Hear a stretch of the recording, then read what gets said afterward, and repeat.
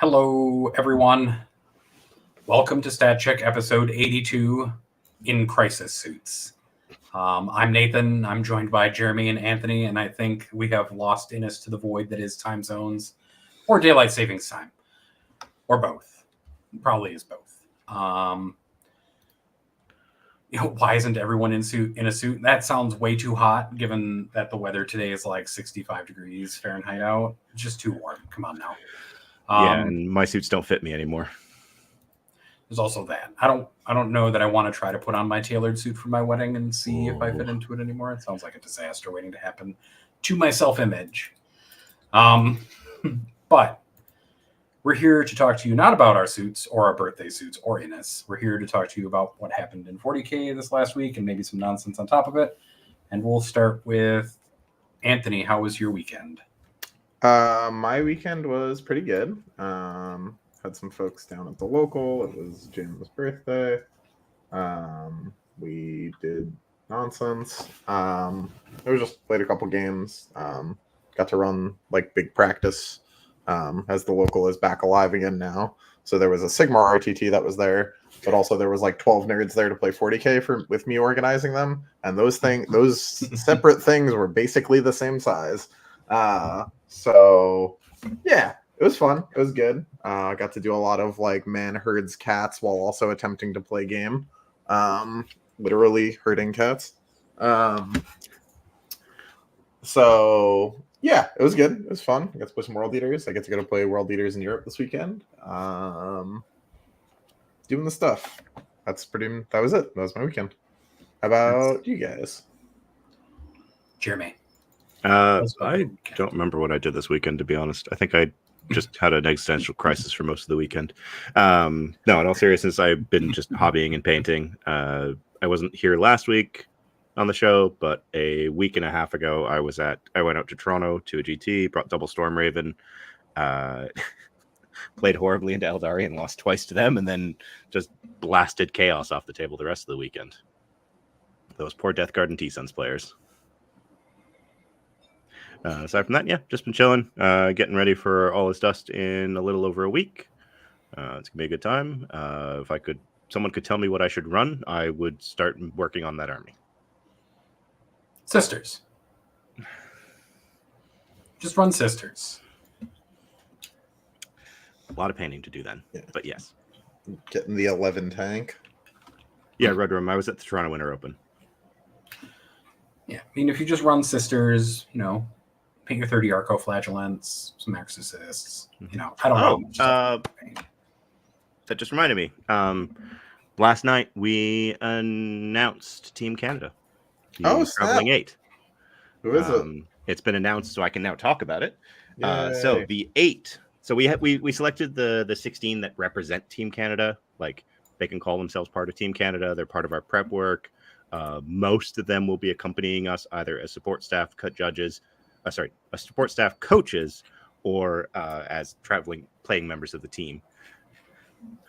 And so the 8 are Chris Haynes, who is our captain, myself, who is the assistant captain, Francois Lalonde, Riley Tremblay, Ridvin Scary Martinez, Tim Dietlifs, Jonathan Betteridge, and John Winter Russell. Nice. Oh, John made it. Yeah. No, so we spent the three of us, myself, Chris, and our head coach, Dickie, from Grimm After Dark, spent an inordinate amount of time hemming and hawing over who was going to make it, because for the first time in, I think, ever, we really were challenged on the final 3 or 4 selections could be any of these 4 or 5 people. So it was a really good feeling. Canada's come a long way, and I'm hoping that the work that we've put in so far and the work that we continue to put in shows at the event. Nice. Good luck. Godspeed. Our selection is until next month. It's going to be rough. Oh, yeah. No, I was not part of the difficult discussions of telling the 8 that on the 16 that didn't make the traveling team this weekend. I was just sitting at home hobbying and saying, I'm available if anyone wants to talk. But that was Chris and Dickie taking care of those difficult discussions. And I was very happy that I was not a fly on the wall for some of those. Nice. I don't think that'll be too hard for us. It's more just that we have like 21 people that have to fit into a 8-person roster, 14 of which have to fit into a 3-person roster. Yeah. There are some people that said that 10 had to fit into two slots for our team, so yeah. But nothing was sure until basically last Thursday. Right. Yeah, I don't know. That the selection process seems like it would just be a forever process. Oh, it's stressful. Someone was asking me about it the other day, and I basically said it starts the week we get back from WTC and basically never ends. Yeah, it fucking feels that way. A permanent state of team selection for WTC, just the forever selection. Because by the time you get to WTC, you're like, oh, I really wish that we had done Y instead of X. Yeah. Or I wish that we had found a way to get Z on the team because would have been awesome. No. So, but from talking with Sean a while ago, I've become much more at peace with we've done everything that we can. We're going to put forward the best team that we can. The rest of it is up to the team and us to make it work.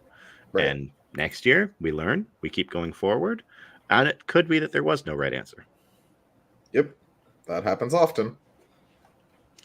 Tell me about it. No. At a minimum, we won't miss out on guard this year. That's cool. Yeah, you'll have guard. Hopefully they're good.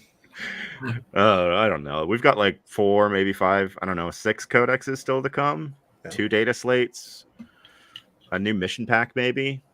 John's the only Canadian I've ever played that hasn't lost to me, so true. Of the 9 or 10 or whatever. It's not a big number, but it's it is a stat. Yes, it is. It is a data point. It's good. Oh, it's and good. You're not playing in our internal scrim right now, so can't make that number go bigger. Yep. Oh, it's actually 1 larger than I remembered it would be. I forgot about that game. I think both of you have blanked that game out for different reasons.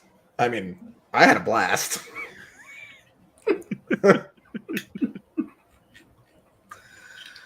Oh no! All right. How about yourself, Nathan? What have you been up to? I played some Helldivers 2 this weekend, which is kind of like 40K, but not 40K. Did you see that the CEO was like, I'm never going to put DLCs in because even if I was, it would just be to buy more Warhammer? I didn't actually see that. Yeah. Although now I'm... That game is a lot of fun. I played a little bit of it solo to kind of get like my bearings, and then played with some friends over the weekend, which was obviously the better experience of the two. We can play, Jeremy. Yeah, we can play. I'm playing on my PS5 is just a wild occasion, though. I don't know. I've been told that the damage, if you host it while you're playing on PS5, is different than if you host it on the PC because of like aim assist stuff that the PC's got that the PlayStation 5 does not. I don't know. Interesting. But other than that, I've been painting Custodes stuff mostly because I've got them on my bench while I pick a paint scheme for them. Other than that, I picked a list for our Vibe Check League based entirely off of the fact that I'm just going to continue copying Anthony every time for the foreseeable future, just copying one of his lists and submitting it as my own for Vibe Check. So that's what I'm doing. I'm going to play Blood Angels. We'll see how it goes. Well, we're still chasing the tail of the fast-moving melee trading army with at least enough durability to not immediately die. Just make it to melee. That's it. It's the only criteria. That's it. Yeah. So I don't know. We'll try rapid ingressing Lamarties and some Death Company on some boys and see how it goes. Yeah, it's fun. Yeah, I paired into one of Anthony's boys, who I immediately realized is playing Custodes, and I went, oh, because I'm playing Sisters, so it gets real squirrely real fast. Yeah. But yeah, why don't we talk about this week in 40K, since there's not a lot to talk about. There were fewer events this last weekend than there were the last 2 weekends. It seems like there was a brief spike, and kind of now it's like trailing off just a little bit from an event perspective for a minute.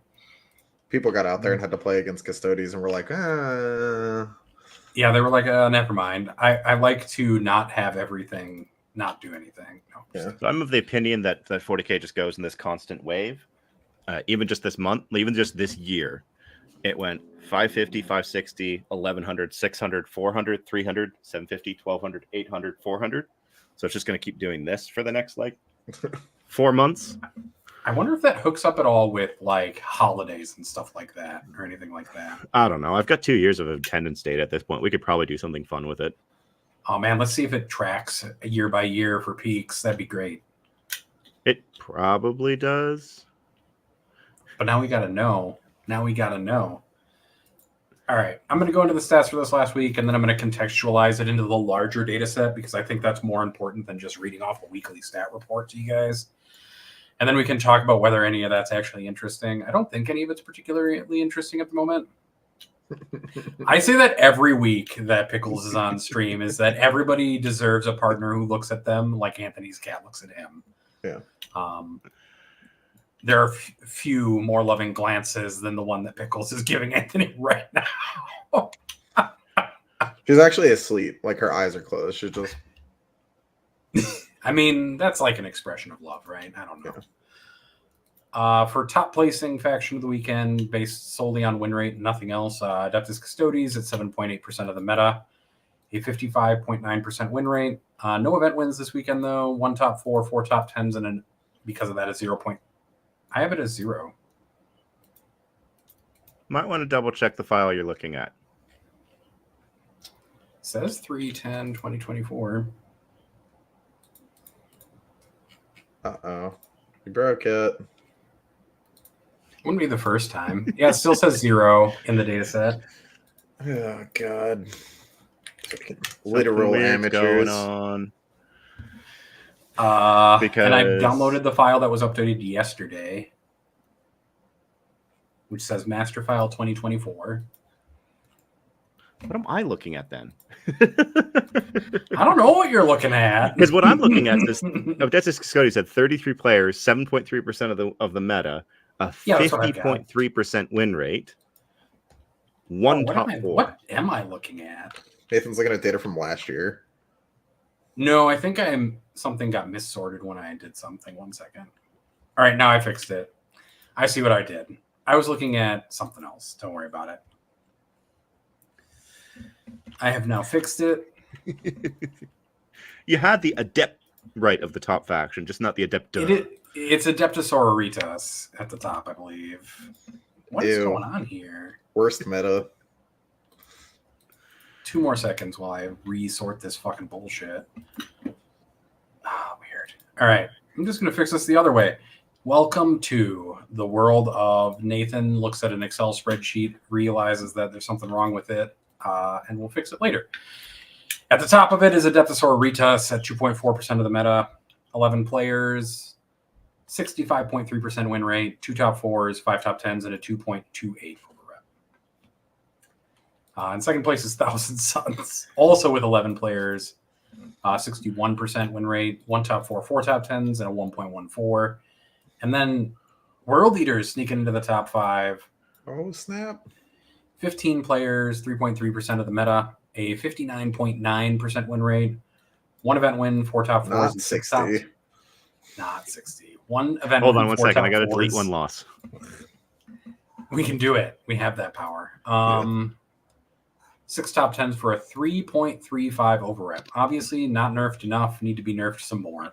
No, leave us alone. Anthony didn't play this weekend. It wasn't even me. And the best part about it is the GT win also wasn't an Art of War member trolling. This was Ryan Bell, one of our patrons, who took World Eaters to a 60-person major, the Barrie Bash in Barrie, Ontario. He beat Tim Dietlifs, probably one of the best players in Canada right now, in round 5, and then he thumped a Sisters player in round 6 on stream. Poor Tim, dude. Can't just can't beat World Eaters. So if anyone wants to check out those games, because they are actually really fun, Ryan is a super nice guy. He was one of the TOs for the Toronto Winter Open the week before, so he definitely got his "I'm tired of watching, I just want to play" out. Go check out Tabletop Live. They're a Canadian group of streamers who do basically what War Games Live does down in the States, but they cover mainly Canadian events. They read LVO, they've done some American events, but their main focus is on just highlighting and spotlighting more Canadian events and Canadian players, because a lot of people just don't know about them. And yes, Red Rum, spoiler alert, scoring Assassinate off of a Rhino exploding and killing a Triumph of St. Catherine is just beautiful. Choice. Absolutely beautiful. Fuck you, Triumph. So go check place. those out. Brian's a really nice guy. I'm super happy. He's super stoked over his win. He won a golden ticket as a result, because it was a golden ticketed event. And then Cody Brown, sister player who went 5-1, also won best overall for the event. So nice. It is a Sisters and World Leaders weekend. Sweet. In fourth is Necrons with 37 players, 8.2% of the meta, 57.7% win rate, 2 event wins, 4 top 4s, 10 top 10s, and a 1.36. I think we just kind of live in the meta of the Necrons doing most of the event wins for the weekend, and that's just going to persist for a while. The meta's healing. They were only 4th. Josh Roberts didn't play any events this weekend. We're getting there. I think that's because I don't think even at Necron's peak secondary, like scoring attitude of 9th edition, they ever were the number 1 overall faction for a week. They always kind of hovered between between 2 and 5 after that point. Fair. So, And I think it's just because that play style is hard. So for I'm going to give you your context right now. For all of our games in the set since the data slate, Necrons are the top army with a 56.1% win rate. Yes. And they also have the highest average score. That makes sense. And Also makes sense. I think, and they are 3rd in terms of lowest opponent average score. My absolute favorite stat that was pointed out to me is that Josh's court list across 5 events has dropped 50 battle points. Nice. I love that. So he's dropped an average of 2 points per game, then, is what you're saying. Except, no, it's less than that because he's played more. Oh, God. They're not all 5-rounders. I know. I just realized that. I'm pretty sure he's played almost 30 games. So it's like a 1.5 a game. Just averaging a 99. It's fine. It's fine. Everything's okay. I don't think anybody's going to guess the 5th best faction of the weekend, though. Although, Anthony, God damn it, you're good at that. It's not, because they didn't have 10 players. Boom. Yeah, they don't count if they didn't have 10 players. Who's the actual right, number? but also wrong. Who's the actual number 5, Anthony? Oh, is it Yukari? No. Oh, okay, good. I thought it was about to be. No, it's Chaos Knights. Oh. It's the Hog. It's the Hogs. Let's go. And the Kraken. Yeah, I'm excited. That's cool. See, I was going to give you AdMech, even though they were under 10, and just go with it, but Jeremy was correct. We shouldn't just do that. Chaos Knights, 15 players, 3.3% of the meta, a 56.3% win rate, 2 top 4s, 2 top 10s, and a 1.67 for overrep. AdMech had 6 players, a 56.9% win rate, 1 event win, 1 top 4, 3 top 10s, and a 2 for overrep because they have basically no player base. So their overrep should just be ignored, honestly, just to be completely honest. For the foreseeable future, who do you think was the worst faction of the weekend, Anthony? I don't know, probably one of the Space Marine factions. It was not. Orcs were the worst faction of the weekend with 15 players, 3.3% of the meta, a 34.9% win rate, and 2 top 10s, but no overrep because they couldn't break a top 4. God bless. We're going to count them anyway. Oh, go for it. I'm so sad that army is not worth my time to get into because their player base keeps them safe from getting hit usually. Lord. Gene Stealer Colts, even though they had less than 10 players, only had a 36% win rate. It's hard time to be a cult member. Blood Angels, third from the bottom with 17 players, 38.2% win rate. Got to keep one of my armies in the bottom 3, baby. Deathwatch had the smallest player count of the weekend at 4 and a 38.9% win rate. That's 4 more than they deserve, so. And then Tyranids, 23 players, 5.1% of the meta, and a 42.4% win rate. And then continuing to try to prove that they are, in fact, terrible is Astra Militarum. 5.8% of the meta, a 43.4% win rate, 2 top 4s, 3 top 10s, and a 0.97 for over, which really says they're perfectly balanced. I don't know. All I'm saying is cool. Custodies were right in the middle.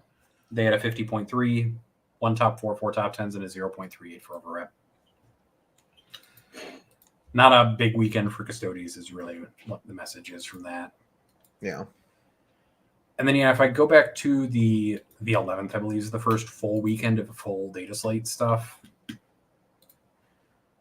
Our top 5 doesn't change all that dramatically. It's Custodies in number 1, Necrons, Sisters, Black Templars, and Tau. Black Templars kind of scoot in. Tau, I think, is a little unexpected. Yeah, it's strange. They've won two events now, so yeah. And they have a. And then the bot. Wow, Tau have a 2.0 over rep since we kicked this off. Yeah, 2.01. They have a book coming soon. I'm sure that'll help. Hurt. Probably we can talk about the detachment they previewed in just a little bit. That shit looks gas. But yeah, Custodies have a 55.9% win rate and a 1.25 with 5 event wins. Necrons have a 55.9 with 10 event wins and a 1.57. Jesus Christ. Those two factions make up almost 17.5% of the meta right now. So almost 1 out of every 5 players that you're going to play is either going to be a Custodies or a Necrons players at most events. Wow, what a terrible time to be a singles player. Sisters are next after them with 3 event wins, 7 top 4s, 18 top 10s, and a 1.2 with a 54.7. Then it's Black Templars. I do love how Sisters almost look balanced when you look at that number and you kind of go, but then you also look at their play rate and go, yeah, it's real low. So Sisters are good. Sisters are balanced right up until you play a good Sisters player, and then you're like, what the fuck is this? Oh, yeah. Black Templars are next with a 53.5, 3 event wins, 13 top 4s, 34 top 10s, and a 1.49. And then it's Tau, we just talked about. 3.6% of the meta, 52.9, 2 for win rate, 2 event wins, 17 top 4s, 28 top 10s, and a 2 for over rep. Is that the highest? Man, I believe it is. Yes, it is. They have the highest over rep since Slate dropped. Followed by Necrons at 1.5, and then Black Templars, and then Thousand Suns, and then Eldari rounding out the top 5, basically. Eldari, dude. Dead faction. But yeah, I think the biggest problem in my mind right now, though, is that there's it's 5, 10, 3, 3, 2 for GT wins, basically. And then the next faction with the most is Eldari with 4 after that. And then at the way bottom, you have Astra Militarum with 4 event wins, but with their 46.9% win rate. Like if we were just going 1 over rep. Yep.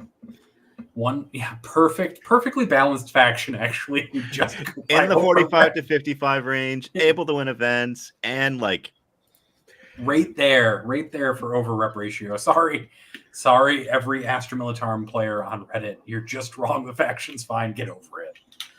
Otherwise, I think the win rate obfuscates the fact that there are problems in this meta right now. Oh, the meta's fine. There's no issues.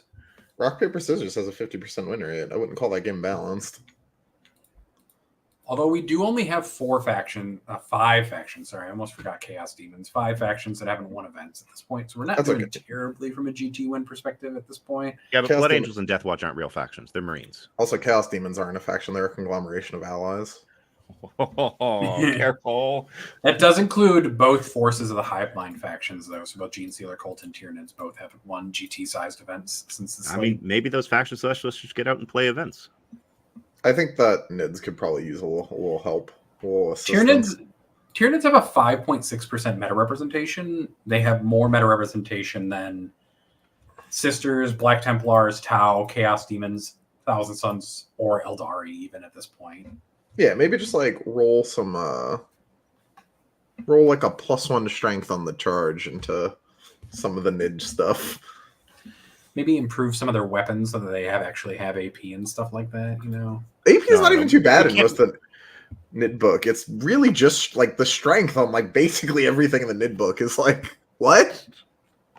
Exocrine's being strength 8 is just Aren't they 9? No, they're only 8. They're straight Hilarious. 8. Yeah. D6 plus 3 shots at 833, baby. I All don't know. right. I think, and then I guess to talk about the bottom real quick, just so we can. Oh man, don't do that, Nathan. Death Watch is the worst faction in the game currently, with only one top 10 to speak of at this point, and that's it. Can we just legends them and be done with it? What are we doing? I Why mean, Why is this still an army? We Why are could. we pretending? they're Marines, but worse most of the time. So, Okay. and then occasionally after- they break the game when they're given an anti-infantry 2-up on a dev wound gun. Yeah, I really need my captain with Vect, dude. It's very important for my immersion.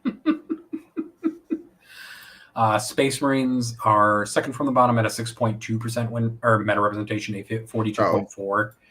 But they have 3 event wins, 8 top 4s, and 19 top 10s, and their overrep is a 0.55. So That's crazy that Space Marines are that low. I'm pretty sure Space Marines are the best army. after them is Chaos Space Marines at a 3.5% meta representation, a 44.7% win rate, 2 event wins, 5 top 4s, and 15 top 10s for a 0.61 overrep. Yeah. Oh, Chaos Space Marines from probably the best faction in the game, all the way down to the bottom. Yeah, That right there is the patented quadruple nerf in action right there. CSM got the nerf that Eldari deserved. I don't disagree. After them is Adeptus Mechanicus, who have a 1.6% meta representation, which is terrible. A 45% win rate. It's not the lowest. That's Death Watch. Death Watch have the lowest.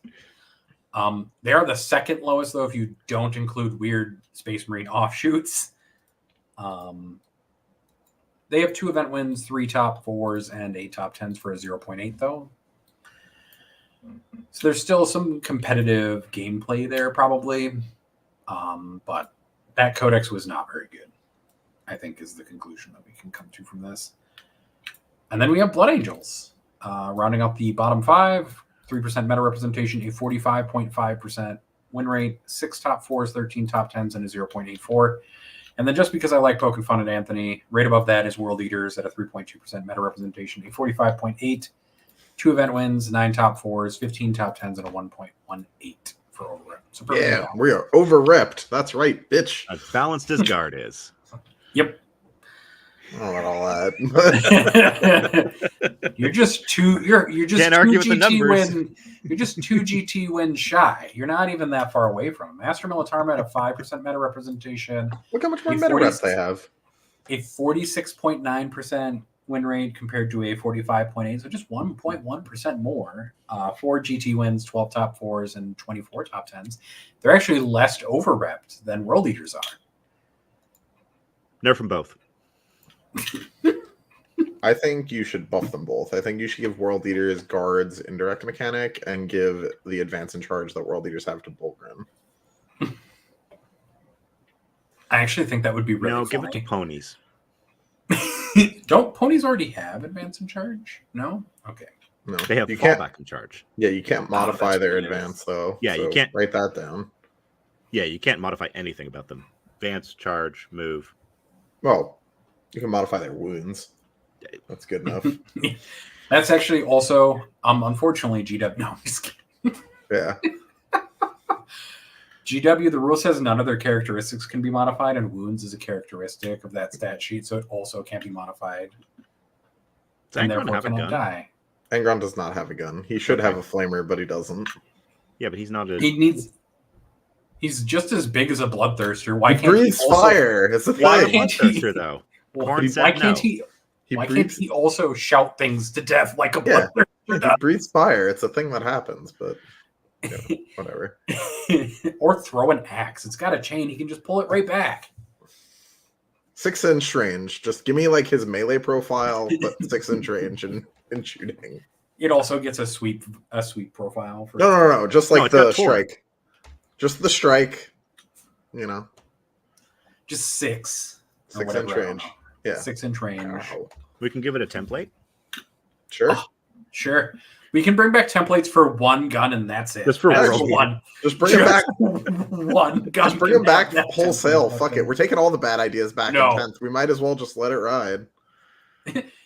At least nobody has said facings yet. That's the only one that would actually Yet? give me an I mean, cover is pretty close. No, it's not. It's nowhere near that. Bring back the pen table, and then we'll really have fun. Oh, God. Yeah, we want vehicles to be even more durable than they currently are. Although then you can also accidentally blow one up with like a glancing hit. Yeah, then you just have Necrons with Gauss Whip. Oh, wait.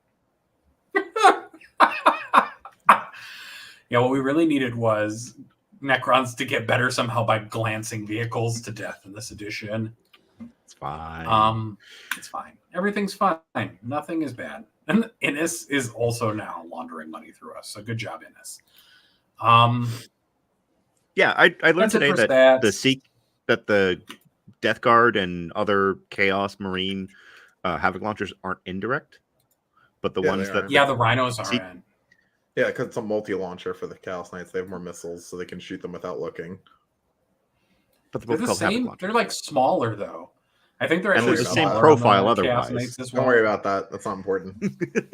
They have fewer missiles. Yeah. They don't have as many to spare, just shooting into the wind. They don't know where And the then target is. because I love doing this and because it amuses me, I'll share what the faction win rate trends stuff looks like, just so we can take a poke at it. Everybody loves when Nathan shares his screen, right? I don't think it includes this week. It doesn't. It just includes last week. Yeah. So here you go, everybody. It looks like we have, from the chaos of the beginning, centralized into some kind of semblance of most factions being within the window. It doesn't look horrible. It doesn't. If you were balancing this game and looking at it solely through the perspective of win rate, the game looks pretty good. I hear Havoc launcher versus Havoc multi-launcher. Got it. Yeah, that was what I said. So yeah, like the only one that this is Death Watch. Though. I love that Oh, spike. we're going And then just places. Said Death Crater. Watch. That army was never good. What happened there? Oh, that was the January slate. Yeah. Look at Imperial Knights cruising back from defeat though as well. Yeah, I mean, actually, click on Marines. I want to be sad for a moment here. Oh man, the problem is finding the Marine icon. They've been fine. They've kind of. Why the hell did they get stabilized nerfed in the January slate? It's because of this little bump they were getting right here. This get- little bump. I blame John. Did they get nerfed? They Yeah. did. Like John's Vanguard list went up like 200 points. Oh, yeah, but those data sheets weren't okay. We're going to pretend that stuff was balanced.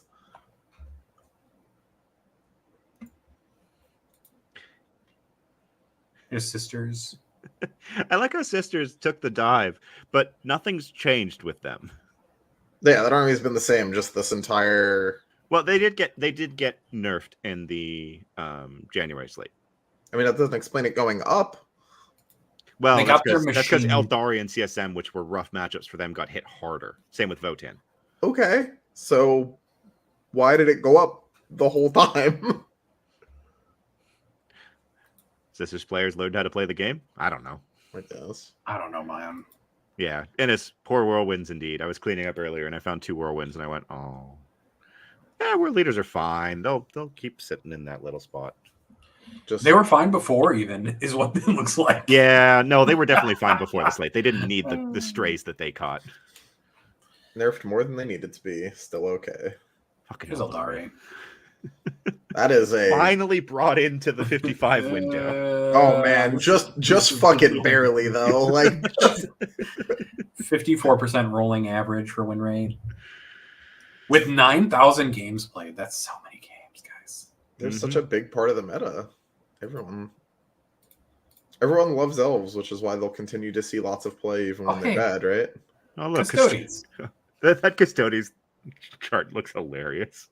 I mean, the minute that army's good, everyone's like, I have a Custodes The army. September spiral downwards after they got nerfed.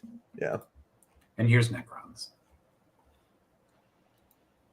You know what? Necrons didn't even get nerfed that hard, but they definitely briefly were They looking didn't for get hit that at all. Really? 60. It was just that mortal wound thing, wasn't it? Getting clarified. Sure, but that was bad in my mind. Yeah. I mean, the meta seems to be, from a win rate perspective, just kind of closing, which is good. Love We'll tap see. on Necrons, Custodes, probably Sisters. See where we go Yeah. from there. I mean, we've got books to come out between now and when the next slate happens, I Just suppose. Put Custodes in a blender. I mean, they Just put them already back to where did they were with- before the slate. They'll be fine. Yeah. No, Yeah. revert the dev wounds change. Fuck you. No, I think that's fine. Just make their shit more expensive again. Like, give reasonable. them the dev Actually, wound change so that they can say that their Aegis is fluffy and works. But their shit's expensive because it's good. Yeah, I guess. Yeah. I feel like the you average would make, Custodes army gained 3 models. I mean, they should just be more expensive than they were pre-slate because they got buffed, right? Yeah, but they were below the threshold before, so I think it's fine to just give them dev wound protection and move on. I disagree. I do think that faction just needs like an archetype change to open up the meta for more melee armies to have more play. It needs to be But- redesigned badly, but it's got a book allegedly soonish, right? Like, Sometime in the next 3 months or 2.5 months, I guess. That feels I like a want to talk long about time. a second what happened with this guy. Yeah, we can talk about it. You want to talk? You want to transition into the non-stats chat? Yes. So the Dark Angels Codex supplement came out this week, mhm. or this weekend. And leading up to that, there was the usual app update as well as the MFM update, because despite them constantly putting points in the back of the book, they realized that that just isn't real anymore. To the point where the back of every single book now has the QR code to the Warhammer Community MFM page. Goes like, go use this instead.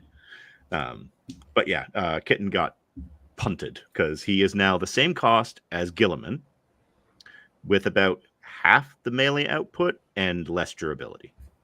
He has half the melee output? So here's the thing. Two profiles on fealty, his sword. A strike and a sweep profile. Mm-hmm. Gilliman has 2 different profiles. He has the Sword of the Emperor and the Gauntlet Fist- of whatever. That's the Fist of Ultramar, bro. Hand Come of on. Dominion or whatever it is. No, I think Yeah. the Fists of Ultramar is... Oh, that's Calgar. Yeah.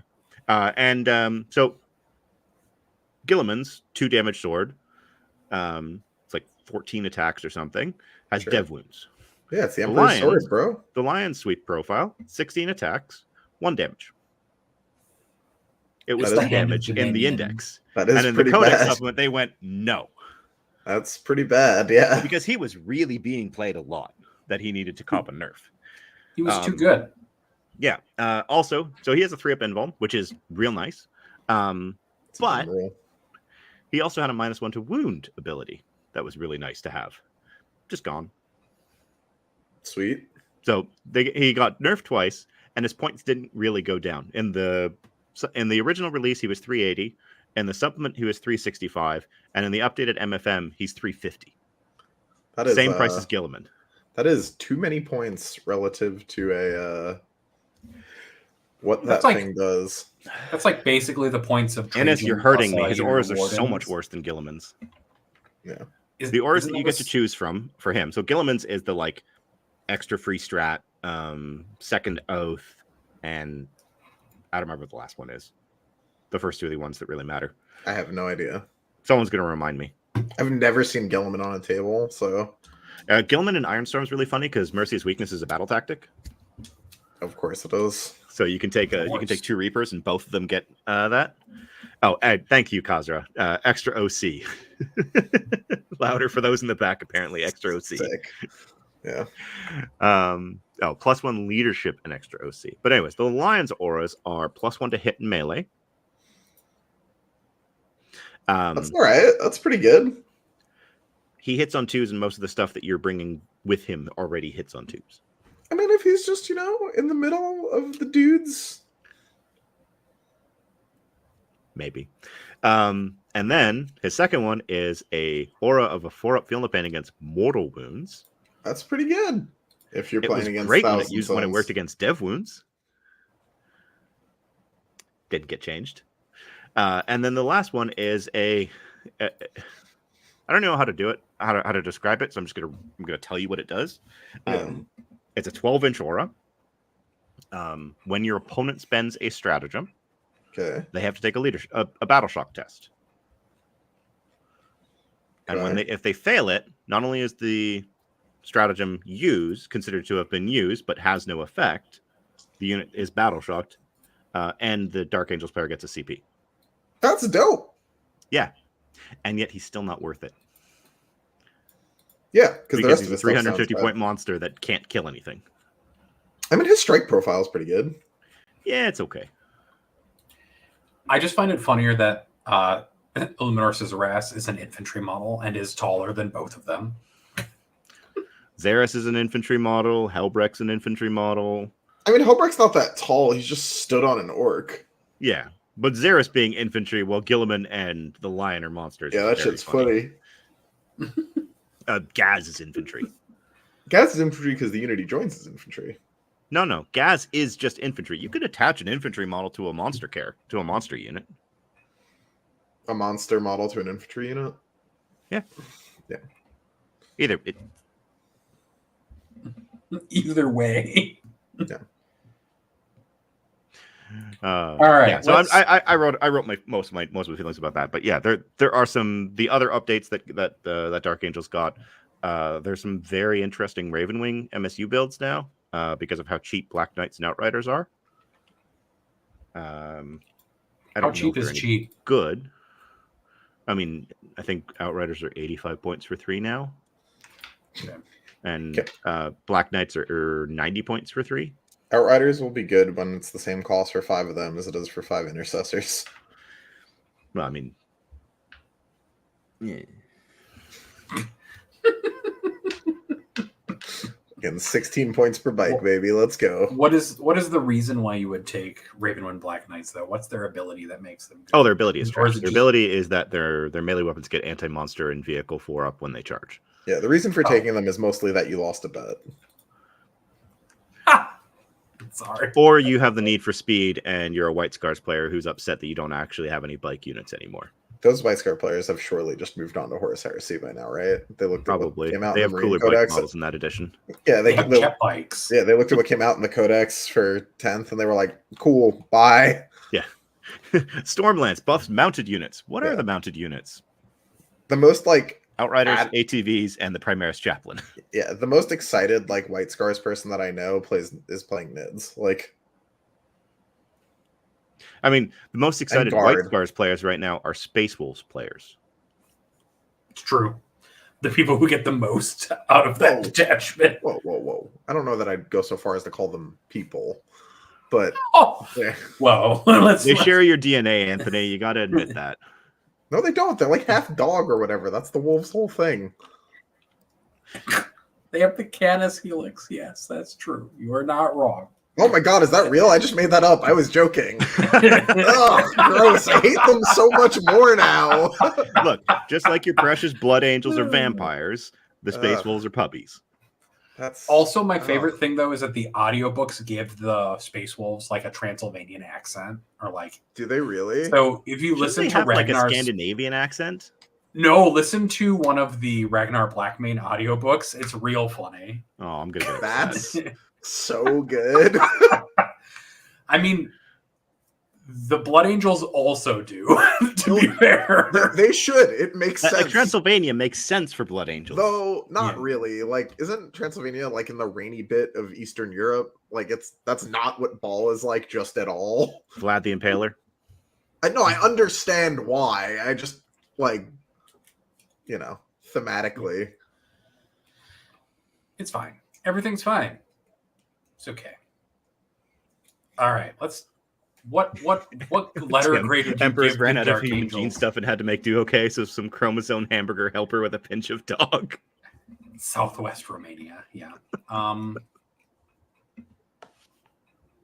just always assume that elves all sound Australian after the Lumineth Lords or whatever release with the kangaroos. That's also my assumption. So all Craftworld Eldar sound like Australians now. Yeah. That's just how it is. Kaz, I was reffing a tournament and walked up to a Wolf Jail versus Wolf Jail match and told them they deserved each other. I stand by my comment. Yeah, I agree. All right, let's spin off to something else. What grade would you give the Dark Angels supplement if you had to give it a letter grade, Jeremy? D. I need a reference range. I don't think there's been an A+. Well, Necron's got an A+ codex, I suppose. That was a lot of They got a lot out of that book. Yeah, I'd say that's easily an A+ codex. Yeah, it's really strong. Marines is probably up there too. Yeah, the themes for Necrons and on top of the book being very powerful, right? That's like our... Yeah. And then on the F side is AdMech. Yes, there we go. That one guy got it. Yeah, on the F side is AdMech, who got none of those things in a codex that barely works for itself. Yeah, an army But they that can win sucks. events. An army They that can win sucks and events. is boring to play. Hell yeah, dude. It not If only you sucks two and is are boring to willing- play, but it's ridiculously expensive to hobby up. Yeah. Yeah, That's that's like... a $2,000 just in like Chickens. transports and chickens. I think that's considered a success from Games Workshop's perspective. It sucks really bad and it's expensive. Nids, Innis, Nids A+ power, D- flavor. To be honest, that's most of this edition. Yeah. Like, I think you did that backwards, Innes. No, he's got it right. no, Nids are strong. They're great in teams, especially in diff. And but they they're- really cut back on the flavor in a lot of the codexes, which Yeah. I understand why, because that level of complexity can often lead to balance issues. I mean, Nids weren't OP because they were complex. They were OP because every stat was one too high. No, Innis has now said other way around. No, I don't agree at all. That's got to be backwards. Like, the things Nids are doing is just like put 3 exocrines in every detachment. There's no flavor there. And a Biovore. Yeah, and Pyrophores and Gargoyles. Maybe Oh, some wait a Malefactors. minute. Yeah. Man, I'm getting really like strong 9th edition vibes from this for some reason. I don't know. Yeah. Well, I don't not think exocrines. exocrines are that good for Nids and no, they weren't. Exocrines, gross. Maleceptors, Yeah, gargoyles. We had heavy venom cannons back in my day. Yeah, you had warriors. Well, You had All right, exactly the wrong amount if you were the right You may- person. You may not escape. How many? But yeah, in terms of the like ranking the Dark Angels Codex supplement, probably like a D+, maybe a C. There's a lot of stuff in there that could be good if the points were wildly different. Deathwing Knights copping the double nerf and then being the same points as they were before was very funny. Fair. Where they went from like, here, just lose a point of damage, and also you can't take 10 mans anymore. Good. Anthony, what do you give the codex supplements since you're here? Fucking A+. Any book that does that to Deathwing Knights gets good grades. Don't worry, the Dark Shadow and Azrael are untouched, so Storm Ravens are safe. But that's fine. Just fuck Deathwing Knights Eternal. Like, Jesus Christ. I hate I that. love how they had a period of like 2 months where they were horrible to play into earlier this edition because they've never been good before. I mean, as far as I'm concerned, like, all the Dark Angel Terminators look the same. They're all like this shape and -1 damage, and there's too many of them. And it sucks every time. That's true. Unless you just lives in his brain rent. That's true. That's real life. That was part of our pairing strategy at Pyra. Fuck that noise.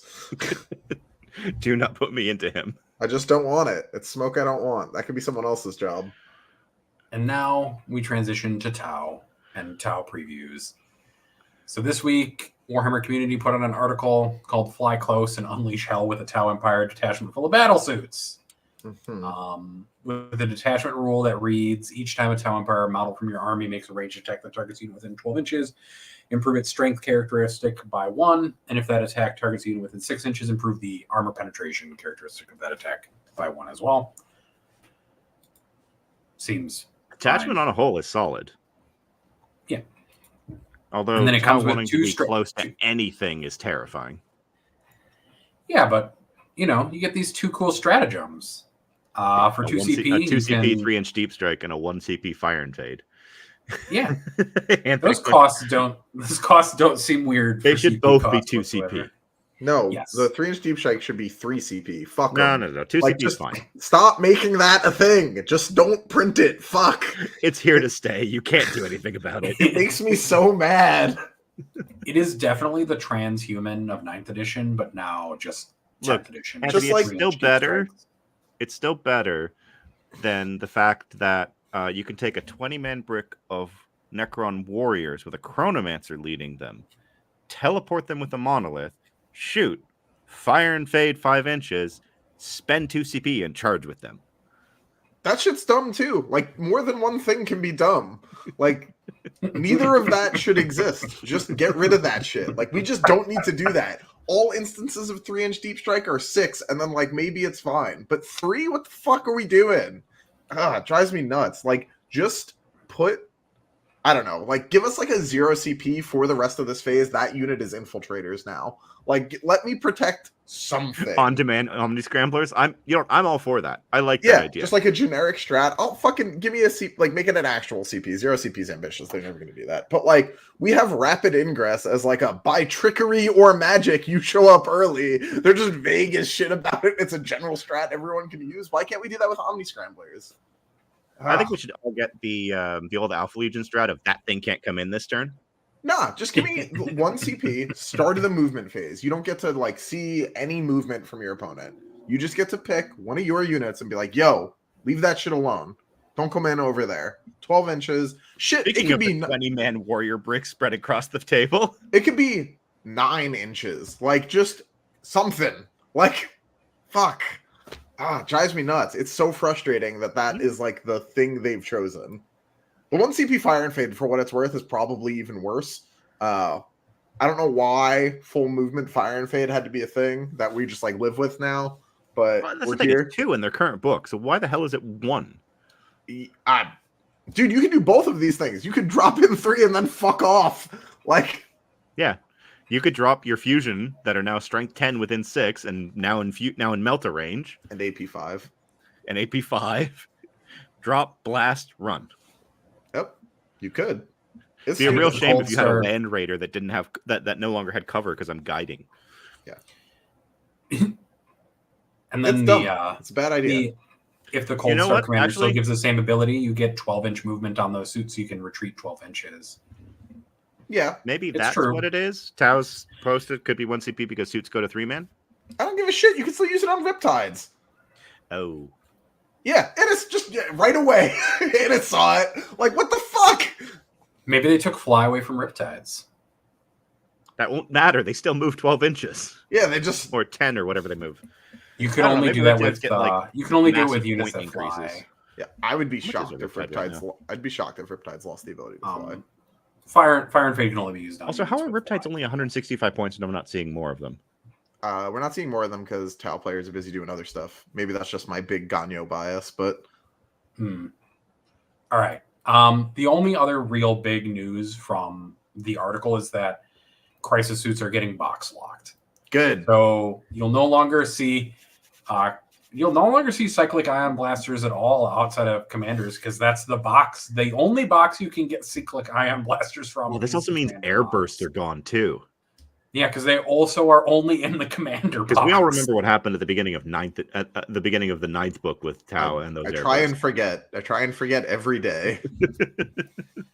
The And so full they're now- reroll to wound indirect platform that was AP like 3. It's actually crazy that I didn't quit when that happened. I'm pretty sure. A lot of that period right there with when Custodes came out, dominated LVO, got buffed, then Tau came out and deleted Custodes from existence, and then Harlequins happened. That part was awesome. That last bit was No, great. that was a I will say that the funniest thing about this is that all the promo material for Tau also has all their suits with only 2 weapons on them. Good.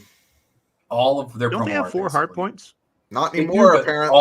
all of their weapons. So every suit in this picture, the fire knife has a plasma rifle and a missile pod. I mean, even just The in the text Sunforge- description, they have gun, thing, and then like something else. Yeah.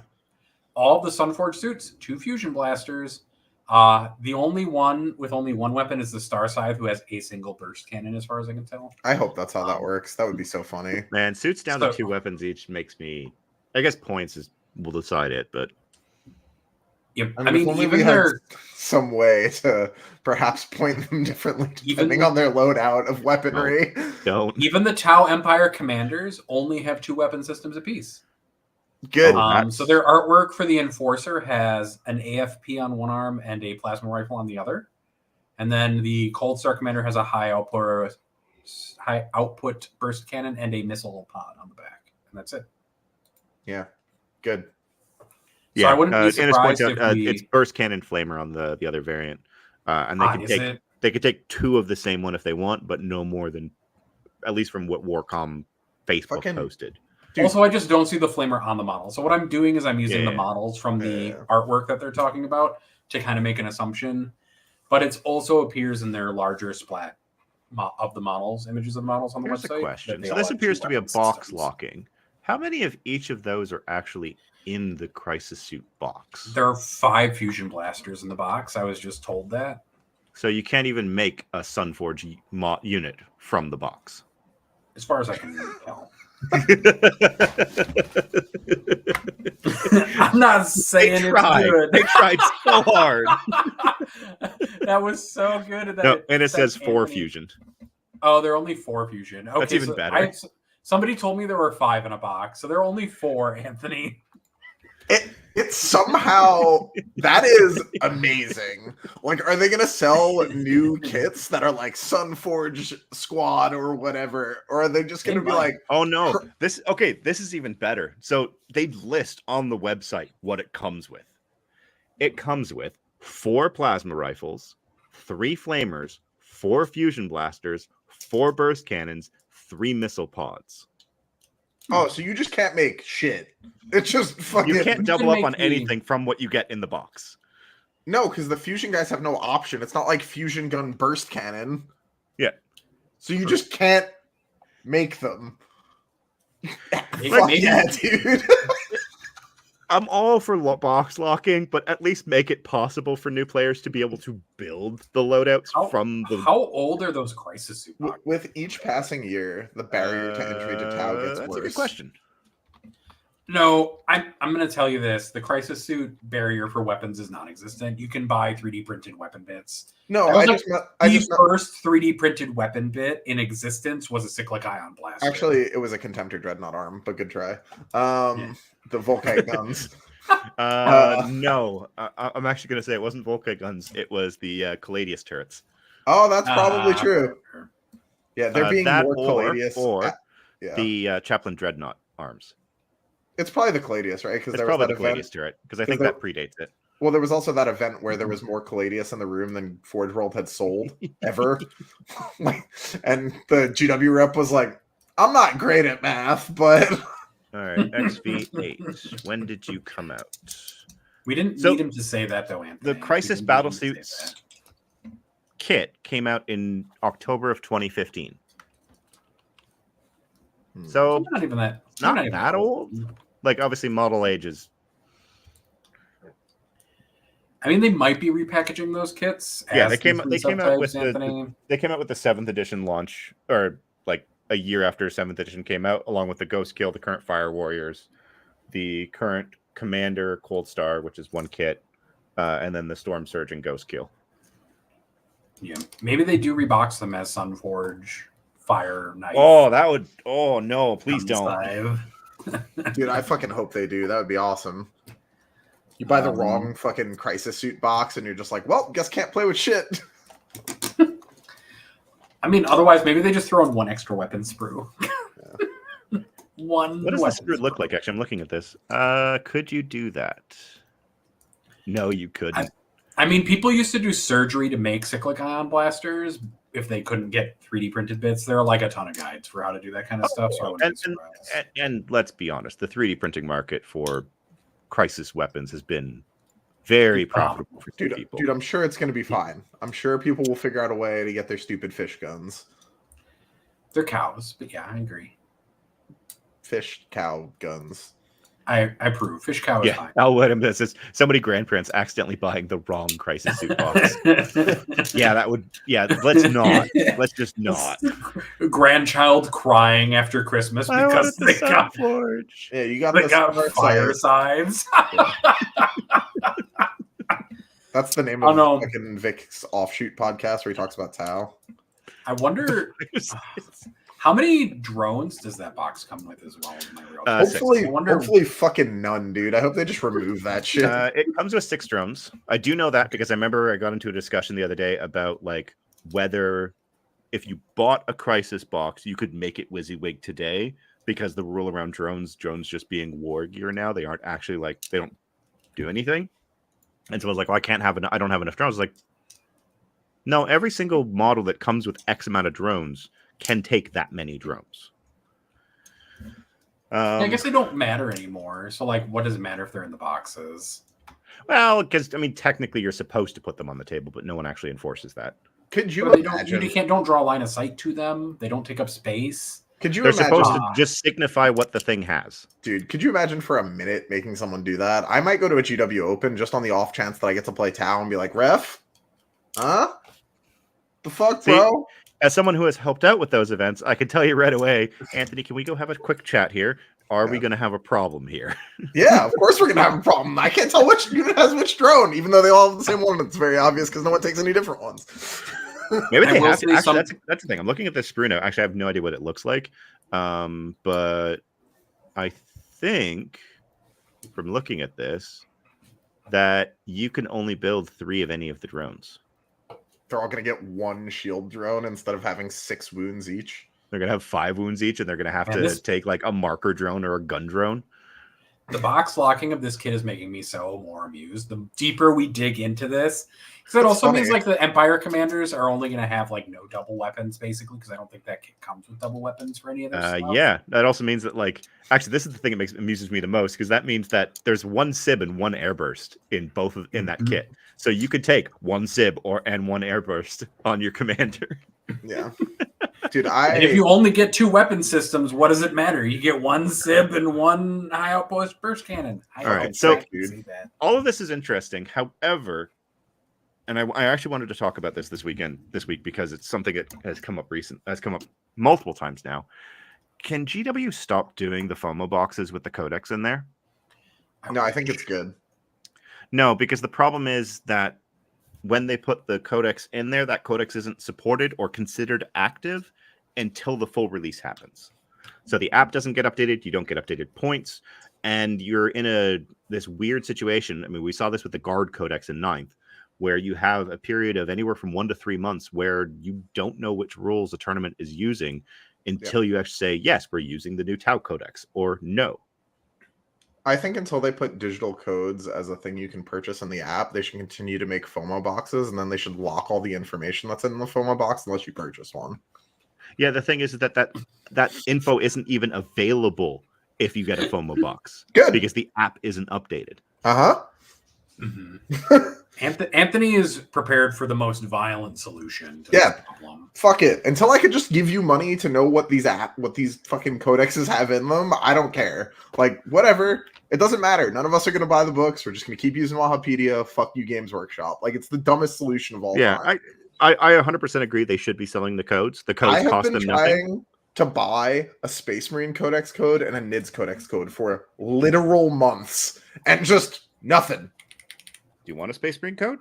Yeah, if you'll send me it, I'll buy it off you. I've been trying. Right, so I'm going to put this up on the screen, and we're going to see who can claim it first. That. No! Not again! This has happened twice where I got a message from someone. You didn't see it within the 30-minute window, and they're like, "Oh, sorry, bro, it's sold." I was like, "You can do." Fuck?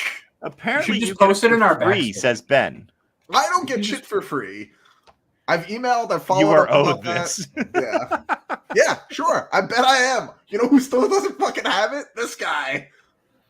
Send me a message or after the show we'll talk. And I don't know if this code's actually been used. I don't use any of my book codes because as a TO, I do actually get them all. No. All right. Which is actually really nice. I will say, if you run events of totaling 64 people over the course of a year, you can get into Games Workshop's approved TO group, and they will just send you a code from every single book. Yeah. It somehow seems like it would be less work can do that for me. Yes, it sounds like it would be less work for me to do that than to just get the codex codes.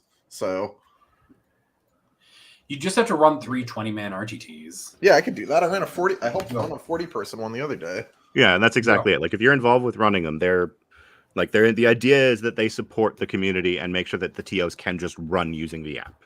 Yeah. All right. Because the app is amazing when you have access to the data. Right. I'll talk to you afterwards because I need to look into that because I definitely did just. And if anyone else last time it was posted is reading this, my DMs will explode probably, but reach out to me. I can talk to you guys about how to get in there. Also, anyone else who knows me, just DM me and I'll help you out. But basically, it's all organized through the ITCTO group on Facebook. One of the only reasons I'm still on Facebook. But generally, that coordination and activity. Yes, Thor, reach out to me and I can help you with this. Oh God. Let's do the plugs. Thanks, A. let's do the Apparently, plugs. all I have to do is complain publicly, and that solves my problem. I hope it's only in Icelandic though. I hope yes, I and go if to that open group it. does still exist. It would be. I Much don't know funnier why, but if I right went now to that's use where this. we get most of our information about match play. It would be much funnier if I went to use this and then it just like was like this has been used already or something. He sent me a code. It's just one he's used already. Like, Yeah, I cool, can't guarantee thanks. that mine hasn't been used. I don't think it has. What the fuck? I remember that I gave some codes away and not others. Okay. I don't remember if I gave this one away. How do you add a code? You have to You go have to to do it on the mywarhammer.com to redeem the code. You can't do it in the app. No, you can. The website. All right. All right, Jeremy, plugs. Before we plugs. transition into show questions, I'll do this real quick. Go check out all of the links in the bottom of the description. I want to give a shout out to the Red Dragon, who sponsor us, who do a lot of amazing things for us, who sponsor the Vibe Check League, providing all of the winners of that, and some also random people with some amazing content. They are also the source for all things wonderful, things like the thing that Nathan's about to open. Open it right now. I will open it right now. I'm actually While I just continue worried. to talk. Anything that I get from, I'm concerned. I'm always just concerned when I get things. Like I was like, oh man, I really could use one of our mats. And then instead of like a tube or something predictable, like I would normally expect a mat to come in, this box arrives. So I don't know if it's a mat. And then when It should just be a mat because I was the one that coordinated this one. So yeah, we have some really nice mats. You can check those out at red-dragon.ca and just search for mat. I think I sold like 30 of them, almost 30 of them at the last event I was at. It's just funny. That's all. It's just funny. Yep. We have so many of them at Rogue State. They're really nice. It is quite nice. Yeah, they've got Why deployment would you zones be on them. They've got a little QR code on them that if you scan it, it will pull up a link to the WTC FAQ and the WTC terrain maps. Got Red Dragon on it. And of course, we've got our logo in the middle of it because we're cool like that. But yeah, no, go check them out. They do a lot of really amazing stuff for us, a lot of amazing stuff for the community as a whole. We also go check out Saltar Games. They are local to Ennis in Scotland. They do a lot of really cool stuff. I don't have an example handy near me, but they do a lot of really nice laser cut stuff, including a lot of gauges, tokens. I have a really nice 9-inch deep strike gauge and a really nice 6-inch aura gauge that I use constantly. Ben, when do we get the Streets play mat? So these mats have now paid for themselves. So there's a good chance that we will do another order and we will do the Streets play mat because that thing, we just need to get an artist to do it for us because I don't want to just steal from someone. So if you're because all of the mats that we do, we license the artwork for them. We want to make sure that we're doing the right thing. So if you're an artist and want to coordinate with us, drawing and you're interested in doing a commission for thing, drawing the old Streets mat that so many of us played on in our childhood, reach out to us at contact@stat-check.com. So check out Saltar Games, check out Wayland Yutani. We have discount codes in the description below. They're different for each one, so I can't remember. Wayland Yutani get 5% off. They do the WTC terrain. I am very, very excited right now because our shipment of 140 sets of terrain is showing up this week. 40 for the Canhammer team and then 100 for the Breath Weapon team. Just really looking forward to running an event with that. All Is Dust in a week and a bit is going to be real soon. Hey, I hear you didn't scam me. It's real. I can look at Tyranid stuff now. nice. Chris Finnegan, I got a UV bulb from Red Dragon. Reach out to them, and if you haven't gotten a response to them, DM me, and I will get Dan on the case because that's so funny. If you join our Patreon at patreon.com/statcheck, You can get 20% off a few bulbs at the Red Dragon, apparently. I have no idea how that would have It's happened, another but code. definitely reach out to me and we'll make sure that gets sorted. Yeah. 'Cause Ayers, Oh no, I'm not actually. Sure if you should feel insulted. Yeah, I'm not shocked at all that you didn't scam me. I just thought it would have been hilarious and very on brand for maybe I just spend too much time with Hadar where he would have done something like that where he sent me a code, got me to jump through all these hoops of going to the website and fucking around, and then I get there and it doesn't work. Because you did say you sent me a code. You didn't you sent me a working code, which is apparently what Jeremy's going to do to me later. It's a 50-50. If you want to get your questions answered live like we're about to do, you either join the Patreon, where for $5 a month you get all sorts of other benefits, including that discount code at Red Dragon. You can also ask us questions in the weekly questions thread. Otherwise, if you super chat or if you ask a question and I notice it, I'll star it and make sure that it gets asked. Yeah. The only way to guarantee your question gets asked is to ask it in the Patreon Discord or to super chat it. I'm not going to go filter through them. No. I'll also add, we do offer coaching. Anthony through Art of War, myself, Innocent Typhus through StatCheck. We also have two other shows that are currently active. One show that's currently on hiatus. So X1 is currently on hiatus. That's your Cliff and Tim Dadhammer, and also all things about travel expenses and making life balance work. That is completely unironically on break because real life took priority for a little while. We have Take All Comers, which they have an episode coming up this Saturday at 3 p.m. Eastern, noon Pacific, I think. But yeah, they do a lot of really good work on how to, like, when you really want to get in and grind. And so they're going to be talking about the Cascade Major that they just attended this past weekend. That member of the show, Naj, won. And then we also have Enter the Matrix, which is our teams focus show. There is going to be an episode of that tomorrow at around 4 p.m. Eastern. Yeah, that's the slightly less scuffed plugs this time around. Nice. Yep. Also, yeah, if you want to do coaching through me, hit me up first. I usually do a call with the person that wants coaching before I embark on the journey of making them pay me to make sure we're on the same page. Yeah, so, same here. Message me before you throw money at things. All right, I'm going to go into the Discord show questions now. If you get it in there before we end, we'll answer it. Otherwise, no promises. Derek says first, someone please take the 3-inch deep strike button away from GW, all in caps. Dude, yes, please, God, fuck. And then the question is, anyway, which detachment do you think will get uppy downies? Maybe the stealth-focused one. I'm assuming it's the stealth-focused one with the ghost keels and the stealth suits, and they'll get the uppy downy. I'll bet you good money there's no stealth-focused one because it's 2 fucking data sheets. How's that? So here's a question, actually. How many detachments in that book? I would bet 5, because that's what the other ones have got. So Necron's got 5. Tyrannid's got 5? 6? I don't know. I'll tell you. Love it. Anthony's so jazzed. Admech got 5. Marine's got 7. Nid's got 6. Nid's got 6. So somewhere between 5 and 7, probably 5 because Tau aren't that interesting. Yeah. There you go. But I'm trying to think of, obviously there's a Moncaw. There's going to be a Cayune because that already exists. This is the Farsight one, is the one that we got previewed. Yeah, so that's the Farsight one. No, it's the battle suit specific one. It's not Farsight. It's basically the Farsight because it's get close and do things, right? I know it is, but it's just come on. Can't we just call it Farsight? But yeah, just like Stormlance's White Scars. Kroot? They basically referenced it multiple times as a Kroot detachment. Surely Kroot, right? What else? Like big mechs? Like Hulk? Yeah. Like a devilfish / like a hammerhead and Fish of Fury type shit. If they were to actually name a detachment Fish of Fury, that would be real fun. Be sick. Surely that's not what the Tau call it, but that would be cool.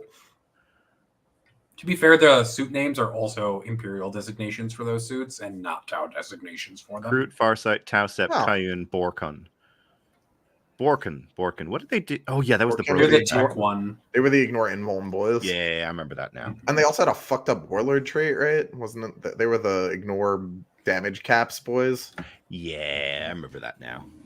Were they the ones that also had the if you shoot and battle suits, your weapons are -1 strength, boys? I don't remember. The Tau Codex causes me psychic damage when I try and remember it. All right. That first WTC I went to, that army was a plague. The next one is from Dan F, which is just why GWY. I don't know. You could interpret that either way when it comes to the Tau book. Oh man, I don't know. Just gonna.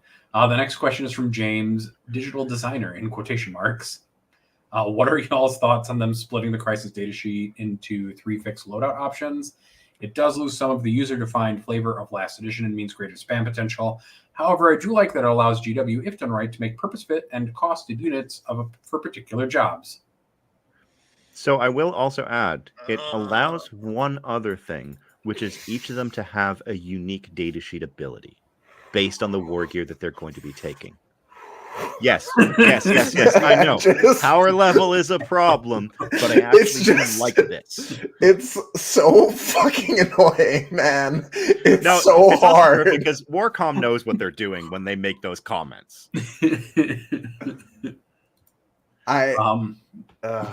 You'd hope so. Otherwise, it's the funniest thing ever. Remember, they were the one that gave us the James Workshop apology video referencing the Votan oopsies. I just can't, dude. I can't. I have nothing good-natured to say about this. All right. The next thing was also from James was, and I guess related, are there any other units you think that it would make sense to apply this approach to? You mean point costing things according to their war gear and giving them abilities according to it? Man, I don't think that would have any appeal whatsoever. Stop. Go to the next thing. I lose my fucking mind. Get us yelled at for being negative. Derek has a question after that one, which is, what do you think of GW God dang it, GW passively admitting the move to war gear being completely free was a mistake. I'm gonna be a good in the boy. most GW way possible. We're just gonna keep going. I'm gonna be a good boy for 2 more of those, but if we get 2 more, I'm fucking ranting. Okay. The next one is that's just from James. The next one is keep going. And you all need to stop having discussions in this channel, please.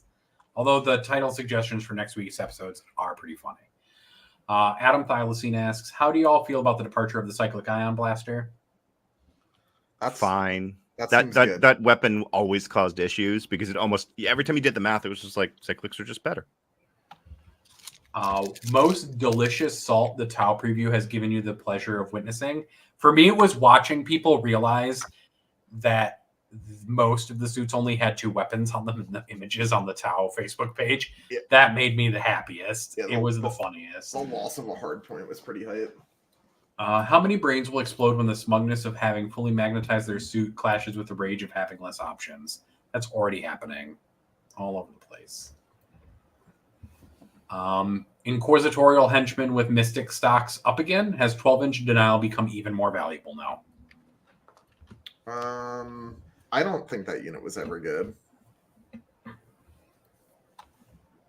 I think the 12-inch denial is good. It's interesting, but it's a really expensive combo. It's also only from just the Mystic. I'm getting actively assaulted by my cat. It's only from Pickles. I need to tell them about the mechanics. It's only God damn it, cat. It is. Yes, but you can have 2 Mystics in the unit, so you can actually spread that out a fair bit. I guess. Jeez, how expensive is that unit now, though? That's what I mean, is that it's expensive. Yeah. Pickles has 3-inch deep strike. Dude, Pickles has 3-inch deep strike and charge. That was wild. I was just getting booped so much. Yeah, because you also need an Inquisitor to turn on the aura. So, you're starting to really add to that combo. Yeah. And then that one guy, John, asks, so team, with the proliferation of 3-inch deep strike, how do you make GSC feel like they are coming out of the walls, since 3-inch deep strike used to be pretty much exclusively theirs? Just make them good in melee again. I want to feel actually overwhelmed when I play against GSC, and them just being like, haha, we're over there shooting you is not very overwhelming. That's fair. They tried really hard with the refresh mechanic, right? Yeah, that shit sucks. I hope they change that in the book. Logan asks, probably impossible, but is there any other way to balance a data sheet with multiple weapon options other than splitting it into multiple data sheets? We've got one left. We got one left. Is there ever a reason to not jam 54 crisis suits? I think that's assuming you can take 54 crisis suits. Also, So right now they're 400 for 6. Yeah, so 18 is so many points. I like the world though where that exists. I would look if you can more than 400 points per 6. I think. I think if you can jam it's 400 on the nose for 6. Look, this person asked a very straightforward question. If you can jam 54, I think you should. I also think you'll probably get in some trouble, but if you can do it, fucking go for it, man. I would also just love seeing the display board with 54 crisis suits on it. That person doesn't have a display board. Those models probably aren't even. No, I know. Ready. It's a borrowed display board. Yeah. Oh, it's Boone's army? I mean, it's probably Texan one way or the other. Yeah. Boone's not Texan. That was the most insulting thing you could have said. I'm sure he'll come after me later if he listens to this. Right. Yeah. If Stealth Suit's homing beacon gives a second free 3-inch deep strike usage, are we laughing or crying? Laughing. Just fuck it. At that point, just put Dev Wounds back and unnerf Wraith Knights. Just fucking send it. This next part is actually just stats reports on the Vibe Check League from Ethan. So the Vibe Check faction report is 77 players in total for 5 rounds, 8 Hypercrypt, 1 Canoptic Court, 8 Sons of Sanguinius players, which makes it the second most common faction in the event. We're not influenced by Anthony's presence in our Discord at all. I had no role in this. There are 2 Gladius Black Templars and 1 Ironstorm Black Templar. There are 3 Gladius Space Wolves lists, 2 Lionstorm Dark Angels lists with no lions, 1 Deathwatch Gladius and 1 Black Spirit Task Force Gladius, 1 Skitari Hunter cohort, and 1 Vanguard list. So there are 19 players playing some form of Space Marines in our event, which is 25% roughly of the players. Which isn't that high compared to, like, I think Marines, like when you put them all together, is somewhere around 20-ish% of the meta close, anyways. Yeah. There are 3 players who took Innis's variant of the Blood Angels list, which was the double impulsor version. 2 players that took Anthony's variant with the Redeemer. I'm one of those 2 people. And then 3 Blood Angels players who are taking Destiny into their own hands. And then other than that, the only other thing that there are some other factions that didn't get pulled up. There are some Tau. There are 2 Tau players. There's also an Imperial Knights players. There's a Demons player, a Chaos Knights player, a Chaos Space Marines, a GSC, and then that's the Vanguard list. There are there are 4 Death Guard players, 4 Grey Knights, 4 Sisters, 5 Orcs, 5,000 Suns, 5 Guard, 6 Eldar, 6 Custodes players. I do love how there are 0 Drakari, Votan, or Tyranids, but there is 1 each of Admech, Imperial Knights, Demons, Chaos Knights, CSM, GSC, and just bare-bones Space Marines. Yes. I think the only thing that's really out of whack is just how many Blood Angels players are in this event. Like, that's the only thing that's weird about it, really.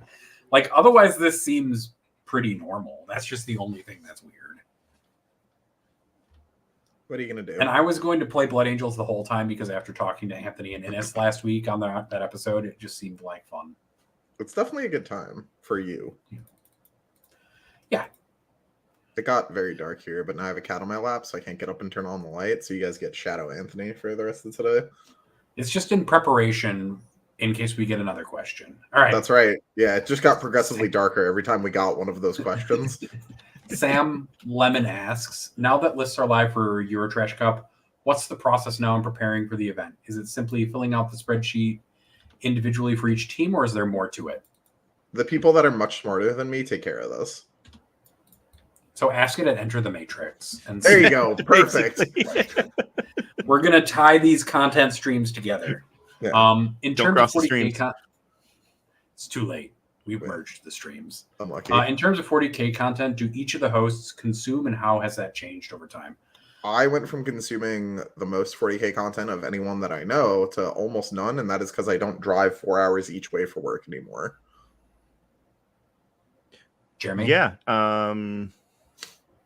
I consume almost no 40K content now, but that's also because there's this, there is Team Canada, and there is also like our wonderful Discord. So I basically absorb everything through there. And so anytime I find myself watching another content creator or listening to a podcast, I go, yeah, we hashed that out 2 weeks ago in, Hot Take Machine. Yep. So I used to, like Anthony, listen to like the mostest 40K content. I used to listen to podcasts on my 1 hour commute each way to and from lab. Now I listen to like one or two shows and I will listen to them sporadically. And that's it. Now I basically exclusively read completely not 40K meta related things on the train, basically. Yeah. That's what I do. I watch StarCraft 2 shoutcasts more than I do consume 40K content. I've been watching Dimension 20 stuff, which is like a D&D recorded thing, which is really good. And I watch that with my wife, and it's really nice because I now spend my Saturdays mostly playing D&D. Sorry, guys. That's what I do now on Saturdays. I'm jealous. I go to our local game store.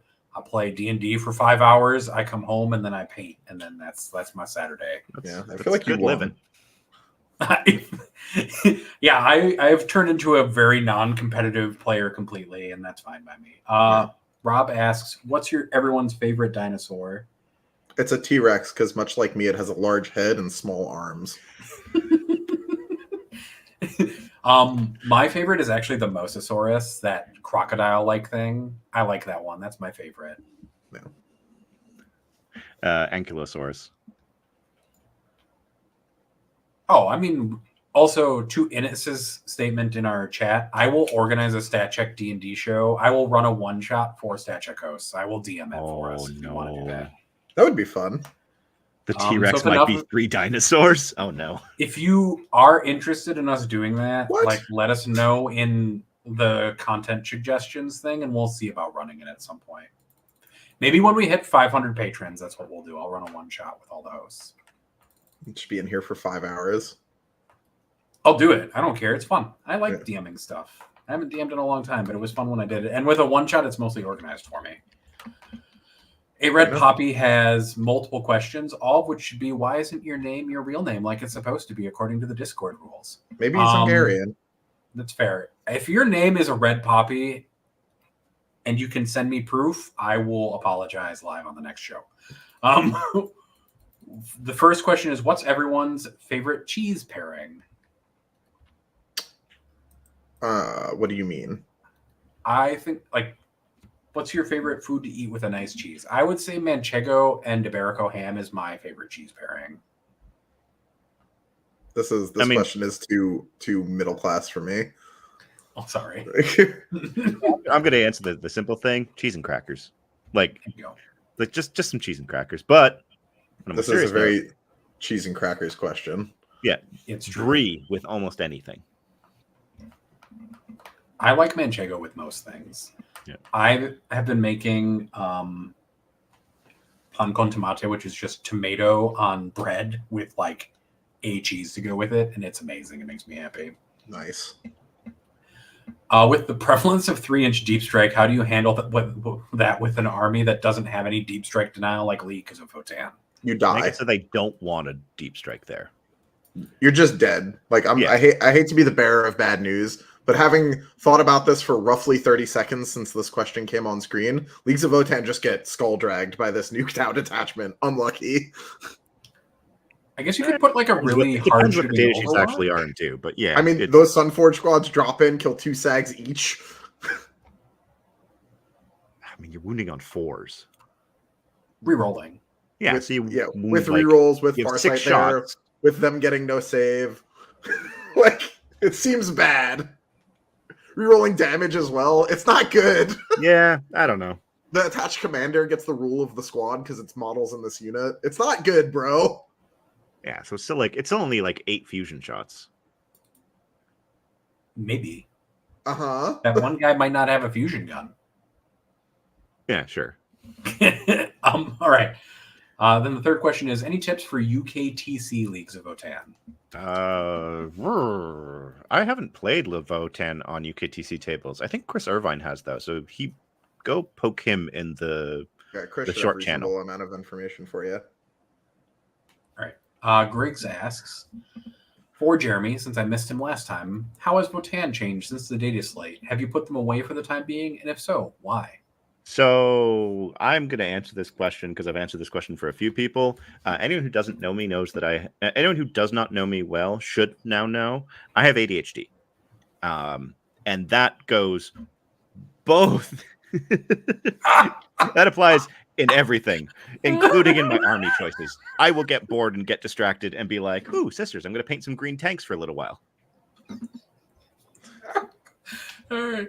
We're going to go to the next question, which is for everyone. To answer the Votan side of it, how has it changed since the data slate? You drop a Sagittar, or in the event of the list that I was running right before the slate drops, I drop a unit of bikes and an enhancement.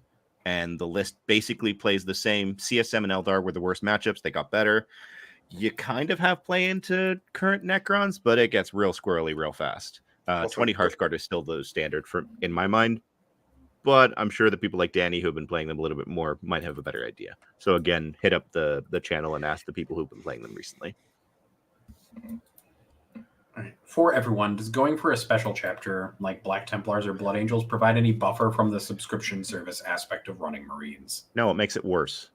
No, it doesn't make it worse because those models don't usually change a ton. But it... Shall we count what Black Templars got in the last 3 years?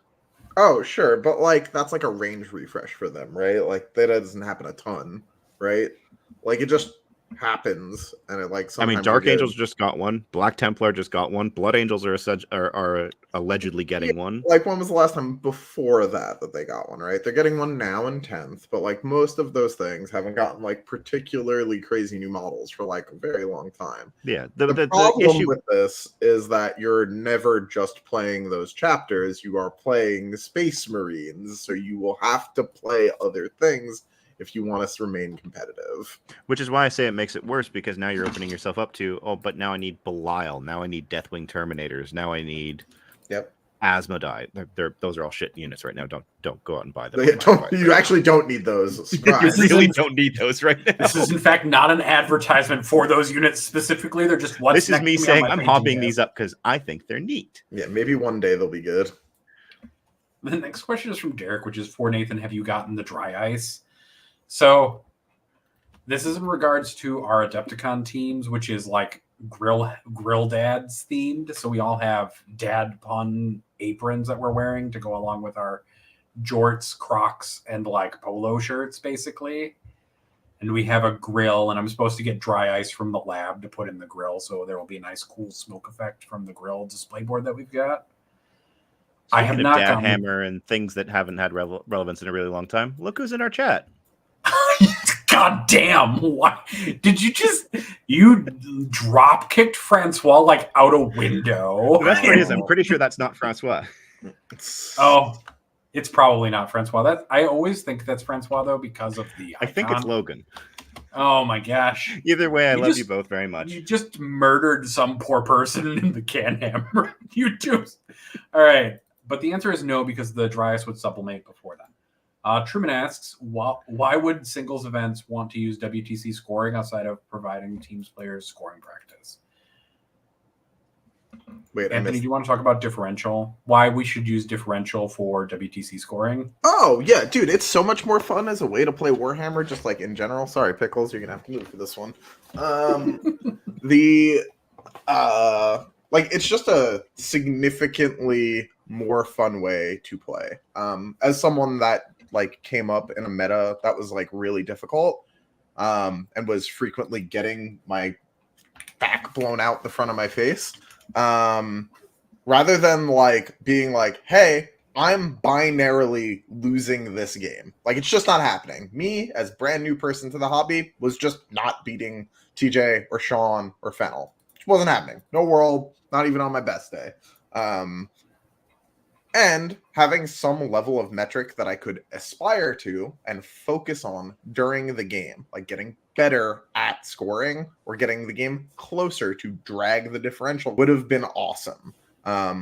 It shortcuts a lot of the early competitive process of 40K, which is really hard, which is teaching people that only the scoreboard matters. And that is a huge thing that Diff does for you by teaching you, like, hey, you'll get points here. Your goal is to score points in this matchup, in all matchups, right?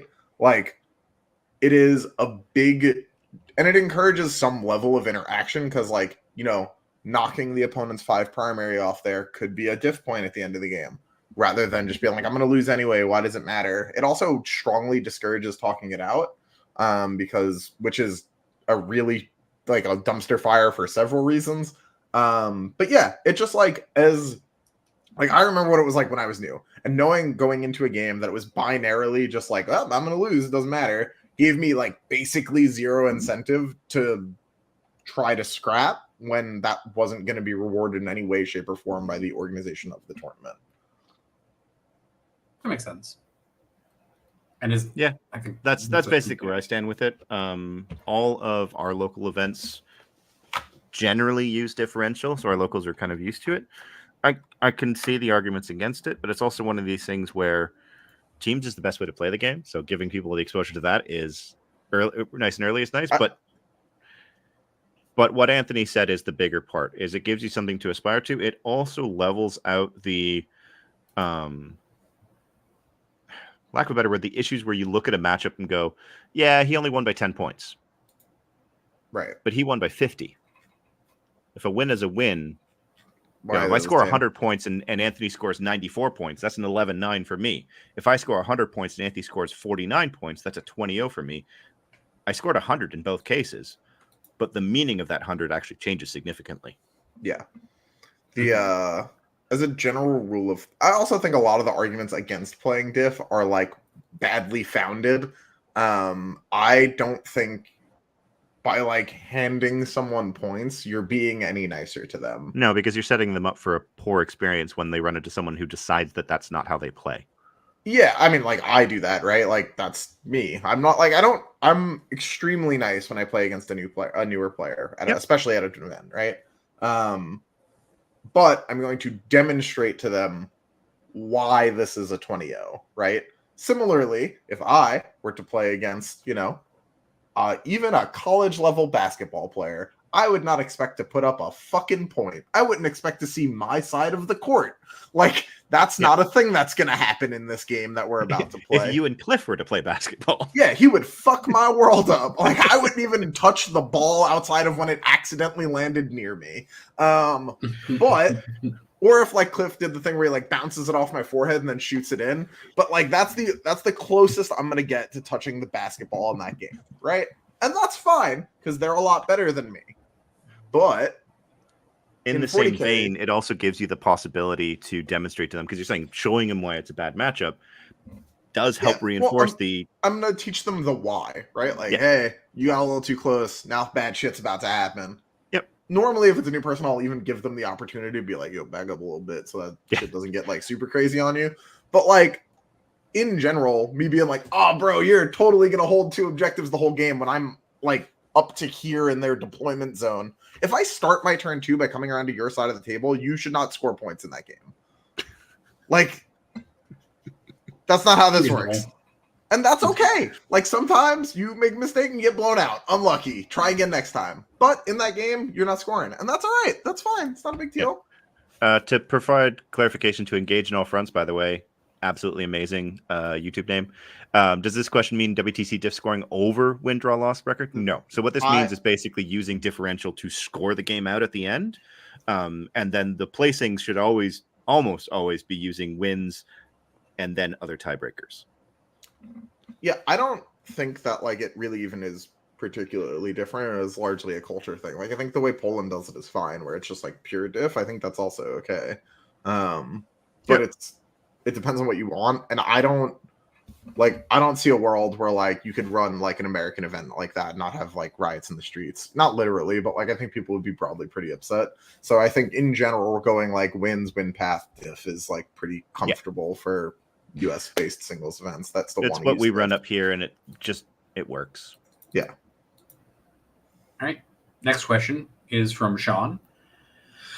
In the spirit of the post-show revelation that upon being exposed to it, Anthony was not as violently opposed to clear basing as he thought he'd be, what are some of the things in 40K you found yourself pleasantly surprised by, despite initial apprehension? Nerfs and buffs are good starting points. Oh, did I die? Yeah, you died for a moment there. You said despite and then disappeared until you just now said, did I die? Oh, fun. Yeah. What are some of the things in 40K you found yourself pleasantly surprised by despite initial apprehension? I mean, clearly the answer for me for this in the most stark fashion possible has to be teams play, right? For you especially, yes. Yeah. That like my first year on, I was like, I'll do this because I was invited to, I guess. And now we're here. So yeah, that. Nice. For me, playing a different army. Because when I had my first kind of like introduction to competitive play, I was Dark Angels, and I only played Dark Angels because that was what I liked, and that was what I was going to play. And after suffering for a very long time, because 8th edition Dark Angels were not friendly to competitive play, I was like, maybe I try something else. And I discovered then that I actually really enjoy army hopping around. Again, see the earlier comments about ADHD. It turns out that when I find something interesting, I do better with it, which is usually why I'll switch out an army, because I stop finding it interesting. Makes sense. Ow, red rum. No. For Innis, from Innis, could someone do a brief primer on how time zones work for Innis? I mean, I'll buy you a map when I see it. Won't help, because daylight savings is what fucked us today. I mean, it'll have on the bottom the dates for daylight savings time. Yeah, the problem is that they also have daylight savings, but on a different day. We'll just separate by hemispheres.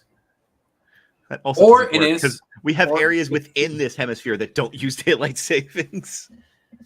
Damn it! All of my plans are failing. And I know daylight savings is dumb. Zones. That's the answer here. Yeah, and that's how I'm going to explain time. Call your congressman, your senator, or tell them to stop doing whatever bullshit they're doing and to get on with it, because Ontario and Quebec have already said they'll get rid of it. Anthony, or Havelos has a question, which is, what does Anthony's Blood Angels list look like? You should actually ask this in the I'm Swearum Unique Marine channel and see if anyone can get it to you, just like servitor style, just like you tap the button and see if someone just responds it out. It will be me, because I did that for like 5 people. Yeah. Innes has another question, which is, Anthony, chat about Eurotrash for a bit. It's not really a question. It's a statement and a request. We're taking a very powerful team that, according to Ed, is 7 of the 8 best pilots for their given faction. Still haven't figured out who that last person is yet, but, you know, we're working on it. Maybe it's Innes. I feel like that's kind of rude, but sure. It's an exciting team event. We all have funny names. We're all different variations of like Liam, like, and then insert 3-letter thing here. I am ASL naturally.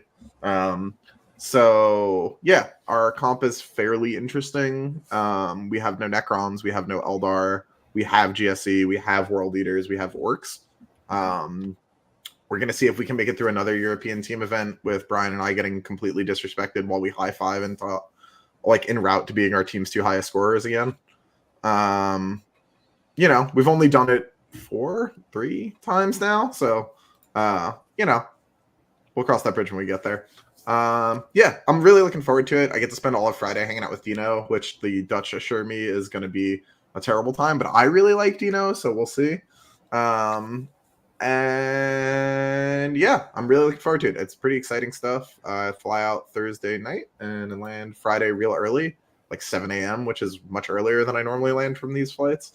So I'm gonna get off the plane and go do stuff. It's gonna be sweet. Nice. Hey, we have more than 3 Europeans on the team. We have 4. Who's the 4th? Shit, it's 3 because David's from New Zealand. Damn it!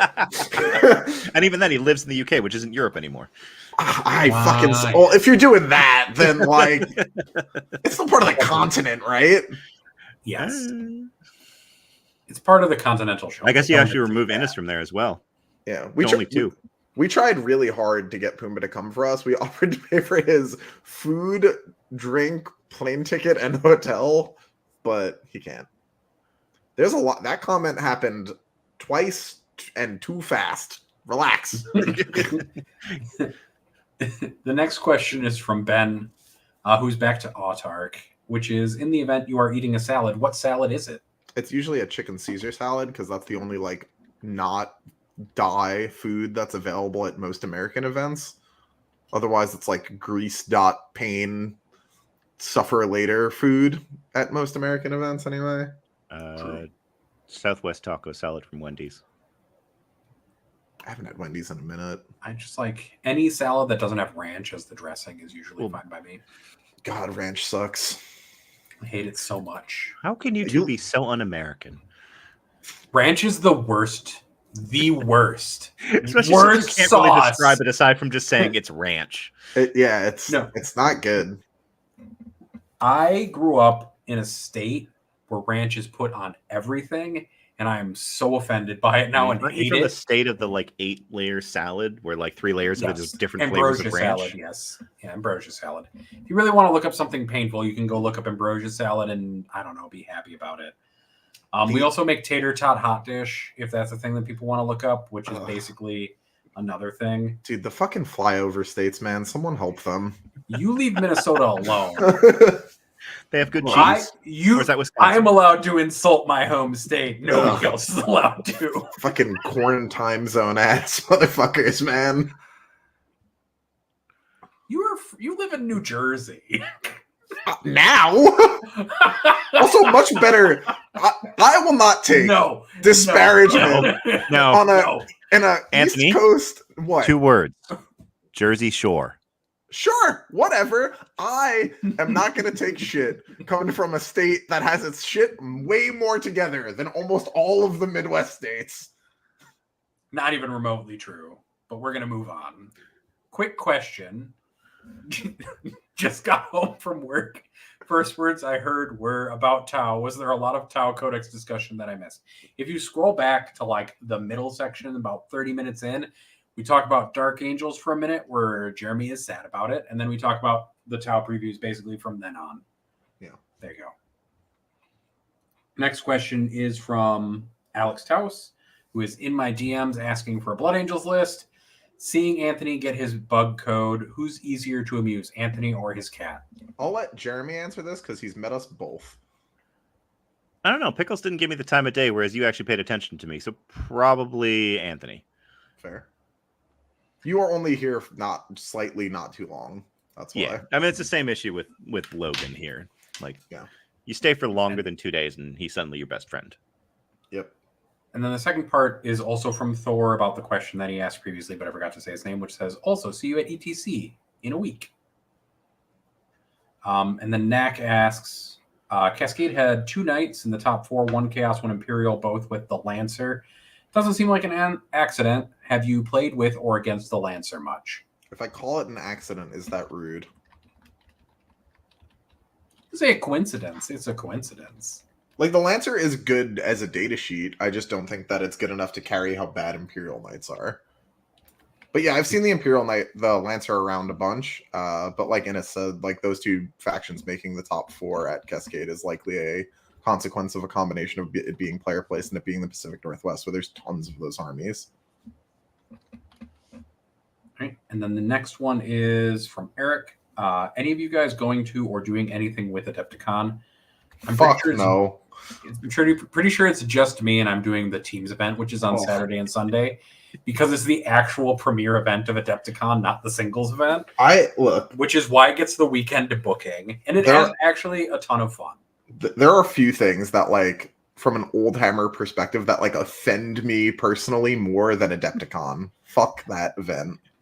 So on that note, y'all should come up to All Is Dust in Petawawa the weekend of Adepticon. That. I guarantee you going to that will be more fun. If there is ever a person that's considering doing between the two for next year, let me know and I will help you get your ticket. Like, it is that much better. Like, as an example, I am picking up Matt Shuckman from the Yeah. airport next Friday. Because I- he was like, Adepticon or All This Dust, like, come to All This Dust, you'll have a good time and you'll have a play in a fun 40K event. And you get the best wings ever, which are from some random fucking Canadian So bar good. in the middle of nowhere. But yeah, so what we actually did this year was decided to hold it on the same weekend as Adepticon, to give people basically the option of, do you want to come to a well-run WTC style singles event, or do you want to go to a con? Which the con part of Adepticon and the teams part of it is fun. I get that. It's But if certainly you a want to way play you can competitive choose to spend your Warhammer, time. come play with Yeah, us. We also have, and Anthony actually has it on display in the back left of his camera. We have a second Kopesh that we are giving away because All This Dust is Thousand Suns themed. if I hadn't already committed to doing an Adepticon team, I would have gone to All This Dust. Also, and I can show these off because a few people have seen these. We did over here. We did secondary cards and T-Sides. Oh, sick! So That was everyone will the get only- their own set. That was the only thing I got from my entirely canceled and aborted attempt at going to All This Dust last year. But you did get them. I did get them. Yeah, the event packet for All This Dust is really nice. There's a lot of dope things about All This Dust that event owns. Yep. And it is also just an amazing, like, in terms of like the venue. The venue is simple. It's a community center in a small town in Ontario.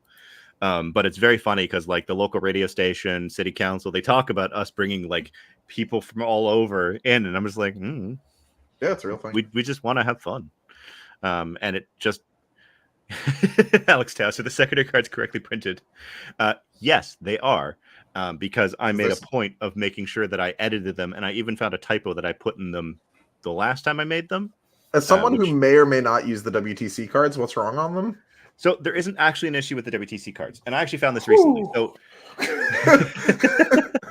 So, and I actually have this handy. The WTC deck, which we were all able to buy there, had the problem that our first round of these of our secondary cards had. You didn't necessarily double check that the number of cards was right. Oh, sure. We discovered this on day 2 of the actual WTC because one of our guys drew area denial twice in a row. And so we pulled all our decks together. We're like, yeah, okay, there's like 17 cards in some, 15 cards in another. I finished checking this one. There were duplicates of Tempting Target and Defend Stronghold in the defender deck, and then the attacker deck was missing a card. So, oh boy, WTC was aware. They fixed it. They were making it work. And they are nice cards. But yeah, just double check your deck, which everyone should be doing anyways when they pick up a tactical deck. In fact, the captain's meeting on the Friday morning for that exact reason was you and your opponent are to check each other's tactical decks. And if nothing gets reported, then it's assumed that your decks were correct that day. If anything comes up in the next 2 days, that's a penalty. And nothing came up, so. Got it. All right.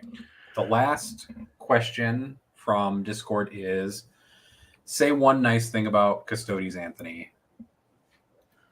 Dude, I could love them. It is so easy for GW to make that normie that I want to play. It is so close, and they just do it wrong every time. Because, like, if Guard are the NPCs of 40K, Custodes are, like, the background map that you play on. Like, you're never... I just wish they were, like, dynamic at all. Like, that Solar Watch list that was around in the end of 9th that Jim took to All His Dust was fucking sick. The one that Hadar played at LVO that year, also dope. Like, stuff like that, they look like... And you would think that would be like it's dumb, you just push these bricks up the board list. No, there's actually, like, a bunch of stuff going on with how fast they are and, like, the reactive abilities that they have and stuff like that. That army was super cool. But they just don't do that. They just keep not doing that. And instead of Custodes being what they at least theoretically should be, is like these fast, like elite killers, they're just like these dumb brick walls, and it's so fucking sad because I want to play them so bad, and it just never works out. All right, now I'm going to rapid fire through the starred questions because we've hit almost 2 hours and my brain is starting to go to mush. Wait, it's just like a quick correction because Cascade Clash was GW, not player placed. That doesn't really terribly impact what I was saying before. All right. Here we go. Samuel Martin asks, do guard have such a low win rate because the players aren't taking the right list or because they are guard players? I think it's a little bit of both of those things because both of those things can be true at the same time. Guard is legitimately difficult to excel with, right? Yeah, also that. Like, you don't really see the guard win rate really uptick until you hit the highest experience rate of play. Yeah. The next question is from Luke McCarthy. But what has Pickles been up to? Nothing. Sitting. She's actually sitting. You could see her kind of like there. Her ears are poking up. Yeah. Richard Hag asks, should Sisters skew at all given it's all Necrons and Custodies and Space Marines? I have no idea how to write a sisters list. Look at whatever Typhus is doing and whatever Nick Nanavati is doing. Those seem like good ways to do the thing. Thank you, Innis, for laundering money. Havoc launchers on Rhinos to be replaced with CK. Thank you, Cass, for the $5 Canadian super chat. I was reffing a tournament and walked up to a wolf jail. Before. Oh, did we? Damn. Yeah. Well, Eric asked the question that they asked in the Patreon Discord. Davlos, thank you for the super chat. I too enjoy getting 100 Bring It Down against Tau. I wish that was how that worked.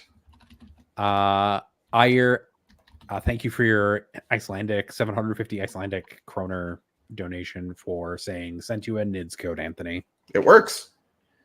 Paint Celestine says, hi squad, how's it going? I have a question. How many months of shame must I endure for having my Calidus assassin die to a tank shotgun sentinel? Oh, that's way rough. funny. That's 4 way wounds, funny. strength 6, T4, so 8 dice. That's Roll not 4, that 5. crazy. That's actually not that bad. Like, it's still pain. Yeah, I mean, like, it sucks that it happened, but it's not that wild. All right. And then Seth asks, Anthony, a Tau main now? No shot. Thank you, teams. There's no world where I ever have to own that army. Red Rum asks, what is the GT called that the Take All Comers guys went to? Cascade Clash. Search it in BCP using the word Aegis, because that app is not well made. Carmine Batista asks, Jeremy, may I ask why ELO decays now? I was a candidate chess master in England as a youngster and ELO never decayed. The simple answer is because I like it. But no.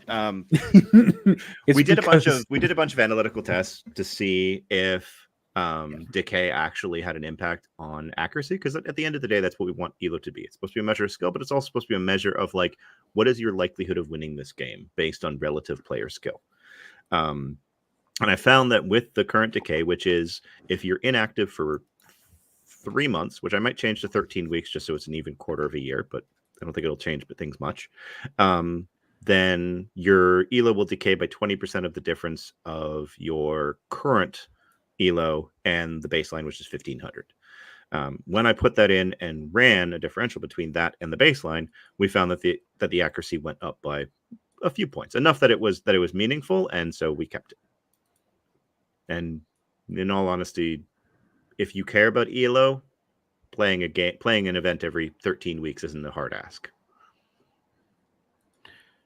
All right. And then the next one is just a blank $5 super chat from Seth. Thanks, Seth. That was because Seth wanted Anthony to talk about points costs more. No, but it's not in the super chat. So it doesn't exist as a question. Sorry, Seth. Dodged. Ben says, cat money. Thank you for the $2, Ben. Ayer sent another 750 Icelandic kroner, which is, Anthony, how would you estimate a World Leaders versus Custodies in 20-0 format? I would tell my pairings people that I'm getting a 0, and if I come back with anything else, they should be excited. As the eaters. Paint Celestine then also asks, speaking of so many points, bring it down for 108. Oh, the crisis. Mm-hmm. Ayer asks, you can get 30 suits for 2,000 points. Is that wise? I guess is the question. I don't think it's wise, but I don't think you should, but you can. It's funny. You still have enough space in that to include some Riptides as well, and probably like a Warlord for some, if you want to. Clone Mode, thank you for the $5. Well, technically $4.99, not $5. So with 3-inch Deep Strike and 1 CP Fire and Fade, is there a way to better play? God damn it! We don't actually have to go into the rant. It's fine. You can. It's the end of the evening. You can just seethe quietly in your darkened room if you want. It's just so sad, dude. It was so easy before, and now it's just so fucking dumb. And then the last one is from Red Rum, which is that World Leaders list at Cascade Clash is something. Finished 6-0 with 2 Forge Fiends and 3 Mauler Fiends. What happened there? What I have to assume is that he won his first game, and then his next 5 opponents gave him a win for each Fiend thing he got in his list, and then he went 6-0. I earnestly have no idea. I would have to see it played, ? But I think it's also worth looking at the win path and like what factions that person played on their way to a 6-0. I think it might be I worth would knowing actually now, argue the opposite. I think what happened there is that what happens often, and it's that sometimes a skew just works out. Like, It's reasonable. you took a bunch of T10 shit, opponents weren't able to handle it, it worked out. It often won't, but that's okay. This time it did, and that's what matters. Then there's one more question here that I saw from Thor, which is, oh shit, this is way easier than doing it myself. Hey, Anthony, how about World Leaders into guard Bulgrin / indirect spam? So results-wise, this has always ended pretty drawish for me, but realistically, it's probably a coin flip. Okay. And then thank you for the questions, everyone, and thank you for the super chats. Before we get into the other thing, I guess I can read some of these names from our $15 tier, I guess, if we're going to do that, and then we can go into the concluding remarks. Mostly because it amuses me and I don't want to forget. But I'm going to look up here and see if I can find the list of names that I had at one point. Here's part of it. Thank you. If you want to get thanked at the end of these episodes, you can join our $15 per month tier, which is called the Chris Pie 5. And you get a bunch of personalized benefits from all of us if you show up to events where we are at. And then you get thanked at the end of episodes if you want to be thanked. And, you don't have to be. You can volunteer. Thank you, Fungus. Thank you, Citronaut Emoji. Thank you, Dan F. Thank you, Hog Emoji. Thank you, Mr. Pig. Thank you, Archon Rahal. And thank you, David Clark. And I think that's everyone. Oh, thank you, Chris. Because I forgot to thank Chris previously, and then he messaged me, and then I had to, if you want to get thanked, you got to add it at some point in that chat. Also, thank you, Ayer, who was the newest member of that tier. Y'all are amazing. Yeah, thank you for joining that tier, which was previously a different tier. Now is an entirely personalized tier that has benefits from each of us essentially built into it. It's supposed to wish watching me be sad. Yeah, instead of watching Anthony be sad. Anthony also proved that he didn't need math lessons anymore when he mathed himself in that streamed final by realizing there was a problem with math. Yeah. That's how I'm choosing to learn to have this lesson titled, and that's how we're going to go with it. Otherwise, thank you everybody for joining us for Stat Show episode 82 in Crisis Suits. If you want to look at the plugs, Jeremy did them very well earlier, much better than Innes has ever done them. And otherwise, you can look at all of the sponsorship stuff in the show notes below. Everybody have a wonderful weekend and week. And good luck at your events. And bye-bye.